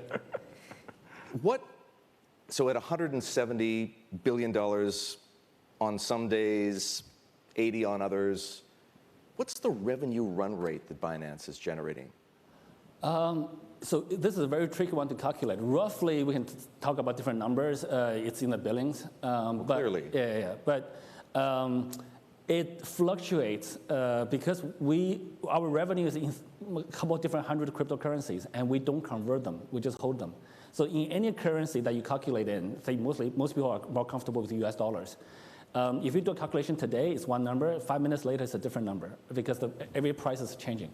And say, there's some really interesting dynamics. The money we earned like a year ago, because we hold them in crypto, the crypto price went up. So our earning, as calculated a year ago, may be different now. When we go through a winter, whatever money we earn today will be worth much less. So we have that kind of dynamic. It's a very interesting situation for financially. But regardless, it's billions. It's billions now, yeah. Can we put a number on it? I don't have a direct number. Well, your margins are also very high, are they not? They're pretty decent, yeah. So either way you slice it, your company is generating billions of dollars in profit every year. Pretty much, yeah. Well, I could take a conservative market cap or a conservative multiple, or I could take an aggressive multiple like the one that's put on Coinbase right now. Coinbase is trading at 8 times revenues. Yep. You own substantially all of this business, do you not? Yes, but our fees are much lower than Coinbase's. So I'm aware. Yeah. So if you look at Coinbase's trading volume and multiply that with a multiple, if you use the revenue multiple, our multiple will be lower. If you use the activity multiple, will be much higher. I think you know what I'm getting at, though. Yeah. If we apply these multiples to the kind of business that you've built, you're one of the richest people in the world sitting right here. I'm not sure about that, to be honest. And also, I don't really care about wealth, money, and also rankings, etc. I also, I believe it was a Forbes interview just a couple of days ago, I said, I will commit to donate 99% of my wealth away before I leave this world. So I'm not really interested. So I think anytime people pay too much attention to that, they usually kind of lose focus. Whereas what we want to do is we just want to build tools for people to access crypto. What are your strategic priorities for this company? Where do you want to be that you're not now? Yeah, so I think right now, the short term, we have to pay a lot of attention to this regulatory pivot. We want to be pivoting from a technology company to a financial services company. I think that will take a few months, a couple of years. Longer term, though, we want Binance to be a platform of other platforms. So Binance have an NFT platform marketplace. We have a sports fan token marketplace. We want to be the infrastructure for other entrepreneurs, for other teams, either within Binance or outside of Binance, to build their platforms. We can help them on in a number of ways. We have the largest liquidity in the world. We can give them liquidity by listing the tokens or coins. Before that, we can help them to do the initial sales through Binance Launchpad, the IEOs. Even before that, we want to help them to design the tokens, so we can advise them on the token economics. We encourage people to take a very long-term view. So our team has been pushing for 10-year unlocking periods for founder tokens. So today, if you see in the industry, they're typically about 3-4 years, similar to ESOPs. We're like, no, that's too short. If you want to issue a token, you got to have a 10-year commitment. And so we do all of those things that we want to facilitate other projects to grow. This raises a question for me. One of the most confusing things about the crypto market to many people is the proliferation of coins, right? The speed at which these coins are created, the speed at which they acquire a market cap. I'll point to Himalaya coin, a recent example. This month alone, right? This is a coin, by the way, for those of you who don't know, has a small number of identifiable attributes. A promotional video involving an exiled Chinese billionaire. He's smoking a cigar. He's on a yacht. He's driving a red sports car. And it has the support of Steve Bannon, one of President Donald Trump's former advisors. Yet at one point, this coin was worth $27 billion. How do you, who understands this world, explain how this happens, how these coins are created out of evidently nothing and acquire market values? And I'm not just talking about Himalaya coin. It could be Dogecoin, which, as we know, started as kind of a joke, and Shiba Inu, which is a satirical take on Dogecoin. It's sort of a meta thing. Yeah. How does this work? So valuations are very subjective. So I think in addition to price and valuations, we need to look at liquidity. So, so you could issue a coin. You can issue some coin. Issue a trillion of them, and you just sell one at $1 to me, and now you suddenly have $1 trillion in theory. But if you want to cash out that $1 trillion, if you want to realize that $1 trillion, you need a lot more liquidity than that. I'm not going to pay $1 trillion, you know. So we should look at some of these coins and apply a liquidity discount. Yes, and so you need to look at how much circulating supply is and how much trading volume, how much liquidity there is. There are a lot of coins which are issued, but they have very small, large total supply, very small circulating supply, and the people are not careful. They push the price up. And promotional videos and other things could help it. But longer term, though, the coin has to have value. The market will catch up. The markets will understand it. And this is why for Binance, when we list coins, we only list coins that has decent enough circulating supply. So we want to avoid this kind of spikes. And if you have enough people trading this coin and the circulating supply percentage-wise is large enough, then you'll reach some kind of a real market-driven value. Yeah. Part of your engagement with regulators has been on a search for a new headquarters. Where do you think it's going? What's on the short list? There's a few countries which are very pro-crypto in the world. And we do have a headquarters set up already, entity-wise. I can't announce it today. We are actually communicating that with all the regulators we're communicating with first. And then I think in a very short period, we'll be able to publicize that. There are a number of regions which are very pro-crypto.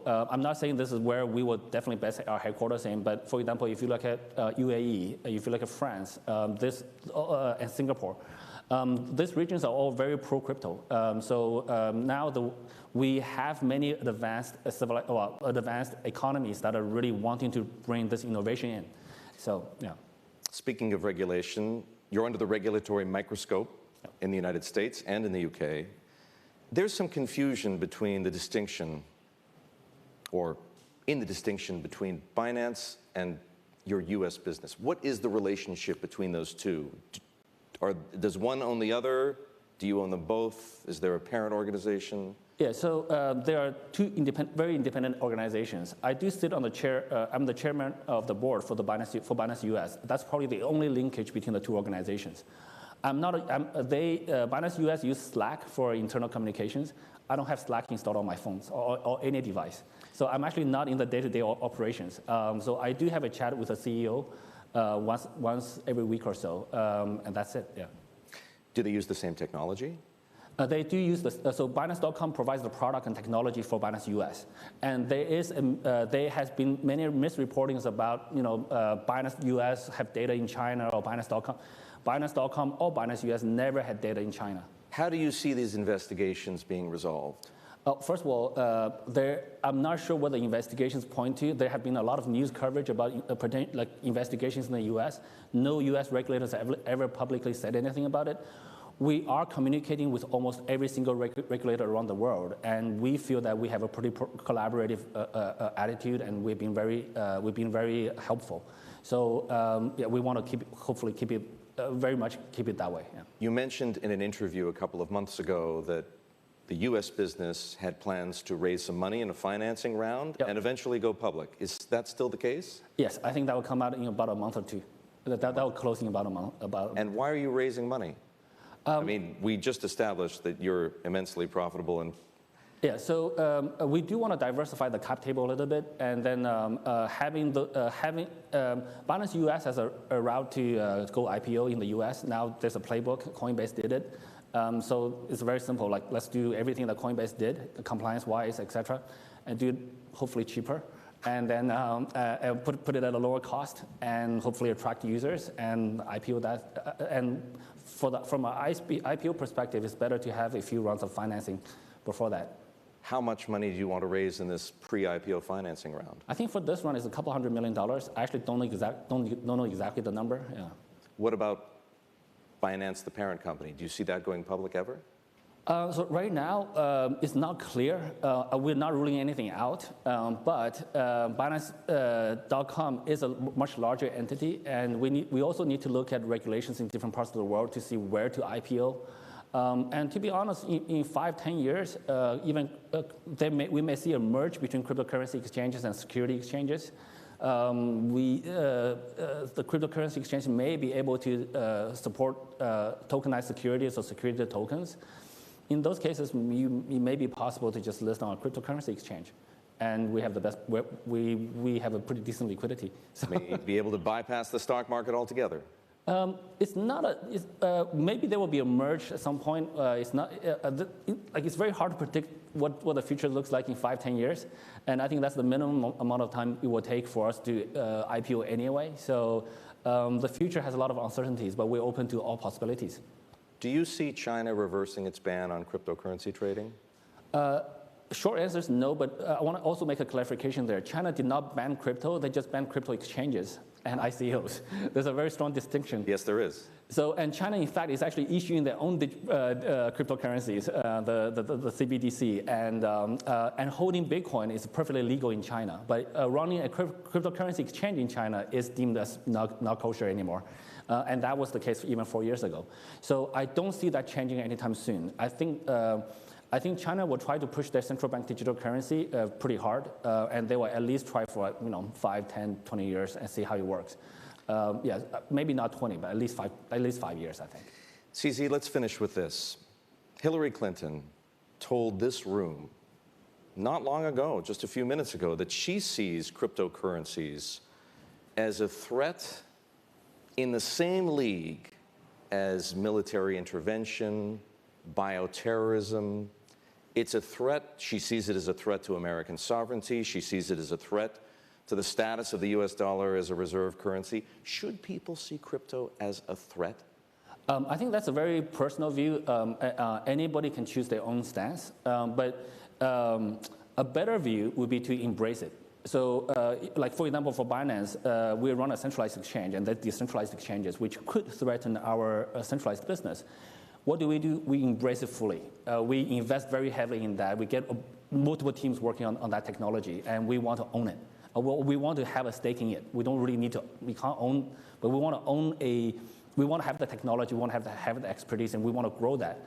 The best way to protect yourself against something that can potentially disrupt you in any way, is to become that. Is to invest very heavily with that. So if you look at Kodak, right? So Kodak they invented digital cameras, but they were so protective of their film cells. They probably had their senior managers' KPIs set in film cells, a couple of decades ago. And guess what? Because they're so protective of those films, they lost the digital camera industry. What's better to do is to just invest very heavily in the thing that can disrupt you. And coming back to U.S. dollars, I think U.S. dollars is a very strong tool for U.S. to organize the world. It's probably much stronger than the military, and there is a potential for cryptocurrencies, Bitcoin, etc., to disrupt that in some ways. But internet has this disruption power to traditional commerce businesses. Guess what? U.S. got that. Amazon's based in the U.S., Google's in the U.S., Facebook, Twitter, etc. If U.S. didn't embrace that innovation, those companies may not be in the U.S. Those companies may be elsewhere. And so now you got a balance between wanting to attract technology innovation, embracing that, or just say protect our film industry and have that go elsewhere. But the technology will develop around the world. You cannot erase a concept from 4 million people's heads, 400 million people's heads. So I think a better way is to say, okay, no, there is some potential for disruption power, but let's not view that as a threat. Let's view that as an innovation. Let's embrace it. That's a much better way. CZ, this has been great. Thank you so much. Ladies and gentlemen, please join me in thanking CZ.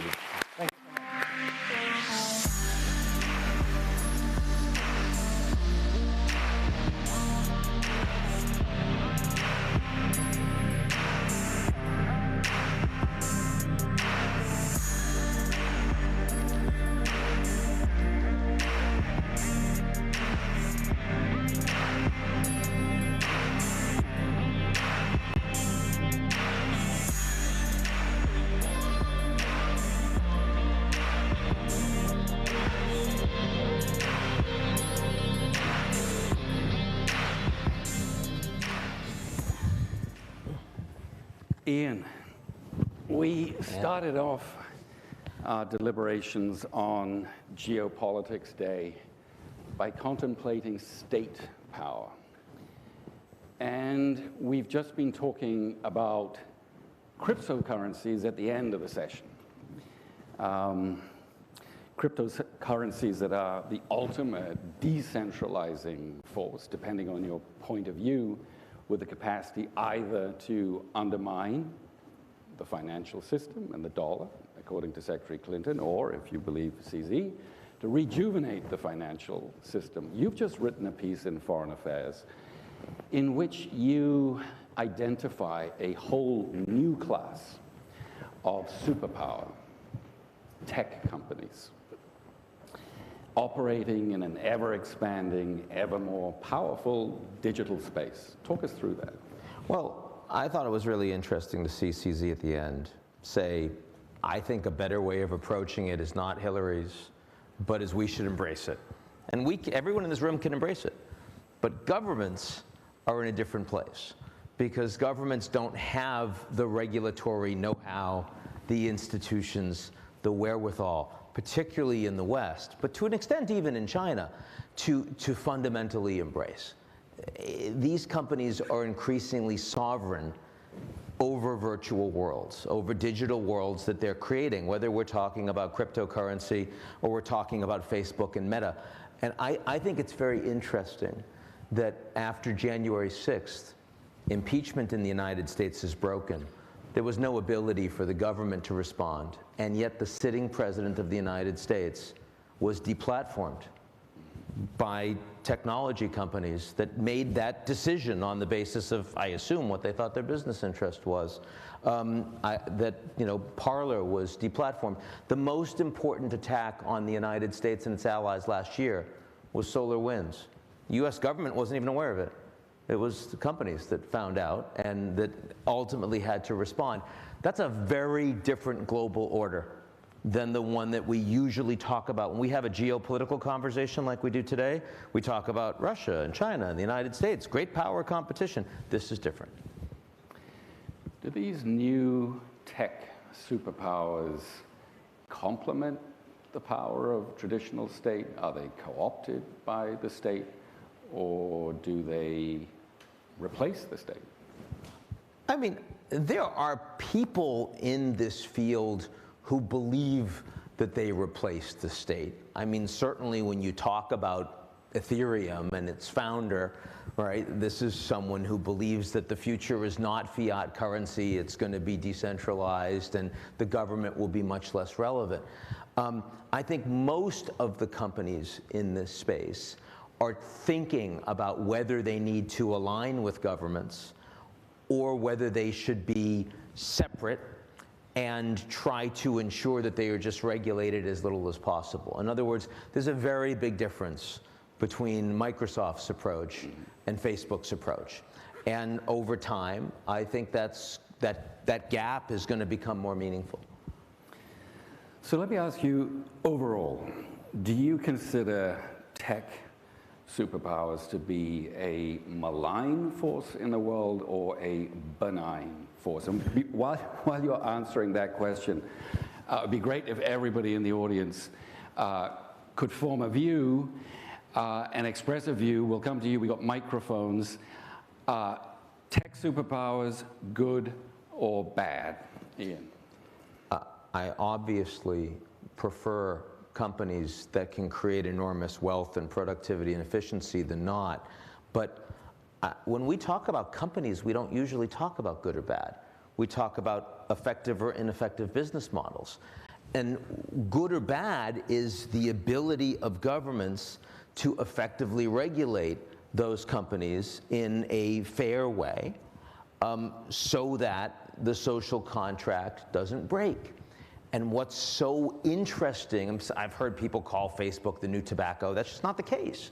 Because whether it's tobacco or whether it's pharma, or whether it's oil, those are companies that they may control the regulatory process, they may capture it, but fundamentally they exist within the real physical world and rules and laws apply to them. When you're talking about Meta, and you're talking about the Twitterverse, these are walled gardens that are literally sovereign. in the algorithms that apply, in the rules and terms that apply. And so I don't think it's about malign or benign. I think it's about an absence of government involvement. And that means that the impact is much more uncertain and volatile. And that will challenge the ability of governments to effectively govern. It's very clear that the Chinese government have taken the view that tech giants exert a baleful influence on society and the economy. They form monopolies. They immiserate their workers. They don't pay their gig staff enough money. They abuse customer data. Those sentiments underlie what we've just been witnessing, which is this almighty crackdown on the tech sector in China. And actually, regulators in Europe and the United States most probably would tend to agree with that perspective. I think parents in the United States would tend to agree that Chinese kids should only have 3 hours on video games or they lose it the next week. But that's very different from saying that the Chinese government is hell-bent on destroying their tech sector. I don't believe that for a second. I think they're making examples of a couple of companies and individuals where they're concerned about the impact on average Chinese citizens. But the Chinese also know that they want to be a dominant global power in artificial intelligence in the coming decade. They know that the productivity and efficiency of their global economy to produce for their citizens requires massive investment into all of these new technology companies that are becoming national champions. So in the same way that the Americans are constrained and wouldn't want to break up the core companies that are the biggest in driving wealth in the United States and around the world, the Chinese wouldn't either. And so I'm deeply skeptical that either the Americans or the Chinese will do much to fundamentally change the fact that these tech companies are going to get more powerful, not less, over the next 5 to 10 years.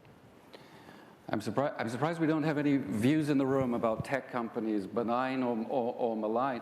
I was going to ask you about that. I mean, in going after tech, big tech, China is going after a set of companies that are the only real global rivals to Silicon Valley. You say that you're skeptical that this crackdown will continue. Nevertheless, they've knocked billions of dollars off their share market value. Sure. Look, I do believe that when you focus on the ability of the Chinese government, when they're focusing on common prosperity, and they're focusing on their dual circulation policy, they're making it clear they want political stability. And they see, and particularly they want no threats to the Chinese Communist Party, and they think that the Americans have made mistakes. The Chinese prefer a German model of social stability to an American model of social stability. But that's very different than saying that China is going to fundamentally subvert their growth model.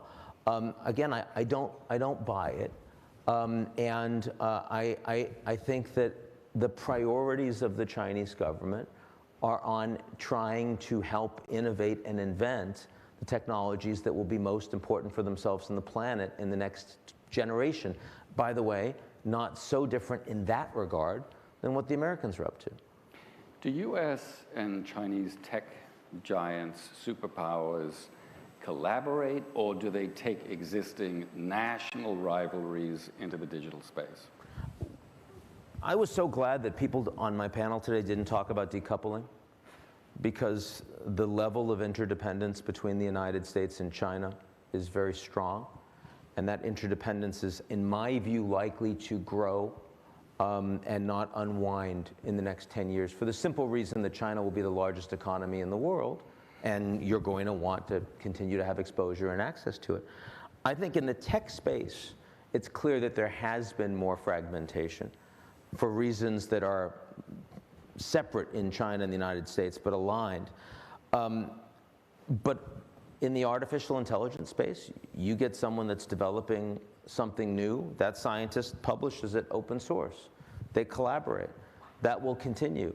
I think that the Biden administration understands that they need to define dual-use technologies that have national security importance in a fairly narrow way, so you don't crush the desire and the need for the American private sector to continue to flourish.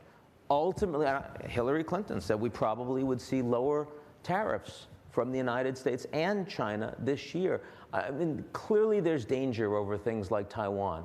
I saw just a few hours ago, the head of the World Tennis Association said that if the Chinese do not ensure that that tennis star is safe, that they're going to pull out of China.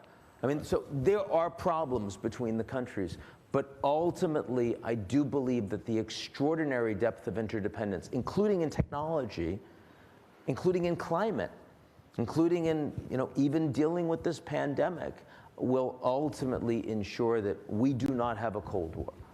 What becomes of Europe? Europe doesn't have tech superpowers. The interesting thing about Europe is that they are a superpower in the regulatory space. They understand rulemaking, not in traditional national security, but if you look at trade and you look at climate and you look at privacy and data, a lot of the rules that other countries around the world and companies around the world are aligning towards are the rules that have been set by Brussels for how this is going to work. And in the same way that we talk about carbon border adjustment mechanisms, it wouldn't shock me if in 5 years' time we're talking about data border adjustment mechanisms, and that the Europeans use that as a lever to get other companies and countries that they don't have, right, to align more with their rule set. And by the way, if you compare the social contract today of the average European with that of the average Chinese and the average American, they're doing fairly well. So stronger regulatory rule setting in the tech space from Brussels is something that I suspect is ultimately a useful thing in terms of political stability around the world. Last question, rest of the world. Is the rest of the world destined to live under US and Chinese tech hegemony?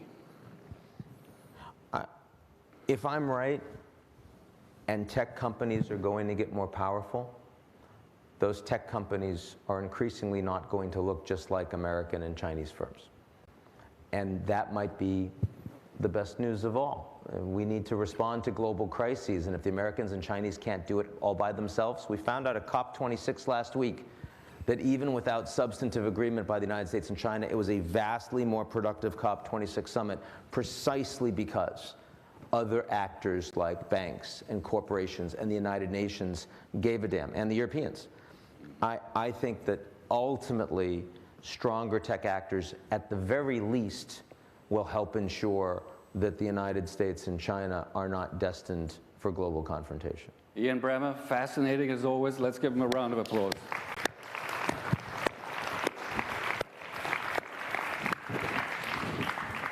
And that, ladies and gentlemen, brings us to the end of the Bloomberg New Economy 2021. We hope you enjoyed our editorial program. I want to thank my colleagues at the Bloomberg New Economy Forum. We wouldn't have done it without an amazing team. Thank you, Justin. Thank you, Holly. Thank you to my collaborator, Kat. You're all great. Thank you to Lynn. Thank you for... It's a big team this year. Thank you, everybody. Thank you to our hosts, Singapore. And we hope you'll join us next year and travel home safely. As you leave, we're going to play a collage with all of the best bits from the new economy for the last 3 days. Thank you, everybody. Welcome to the 2021 Bloomberg New Economy Forum. We have more than 325 leaders in government and business that have made trips from all over the world, from 40 different countries. We need action. Action that can be measured, action that can be qualified, action that become publicly reported, and action that will save lives.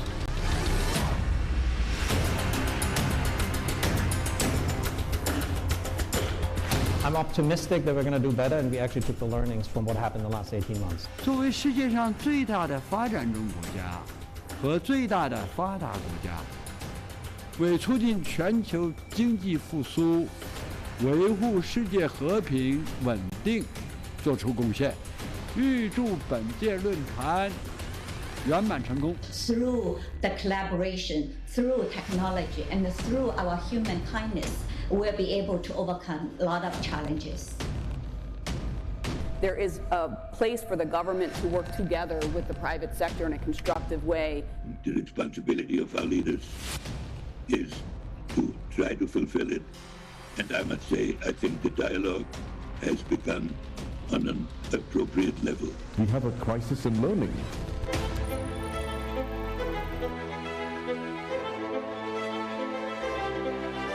When you hear climate change, you get nervous, you hear I'm losing my job. So it's on us to have a just transition and make sure that everybody's included.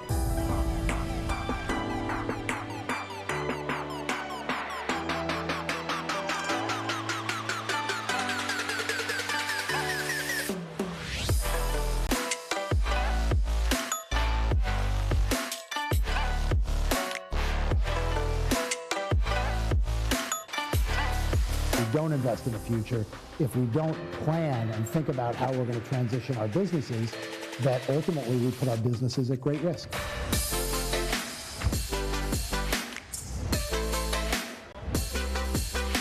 Biden is trying to do. It's a long journey, but he's starting. The friends and allies, his approach is quite clear, and I think people do believe that. Welcome back to the second day of the New Economy Forum. We need much more certainty around how the U.S. and China are going to compete, where they're going to cooperate, and how they're going to manage conflict. That all dates with respect to climate commitments. But it needs dialogue between public and private sector. We need surveillance systems that can work even when the local government is dysfunctional or not interested in trumpeting the information. Agriculture has to become more sustainable. Yeah, now more than ever. 所以我想，我们经过新冠疫情之后啊，中国城市发展在建设方面，应该未来会更朝着以人为本的需求方面，会做更大的改变。To really make, I think, cities come alive, to be both livable and sustainable.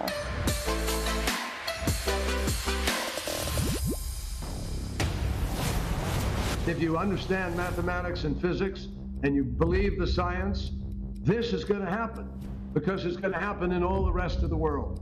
And the United States is not stepping up to say, hey, we're the leader here. Everybody's got to be leaders here. Everybody's got to step in together. The democracies of the world, recognizing that there is something profound they have in common, that whilst we have to deal with the rise of China and engage with it in the way that I've described, we shouldn't forget that that underlying value system is important, it unifies us, and it's worth standing up for. We think much more of economic security, much more of health security, much more of digital security. Greater levels of political maneuverability with Beijing than perhaps they had before. We're going to have to take a hard look at what are the new facts now in the global economy and how best we can manage those for our own benefit and the benefit of our friends and allies.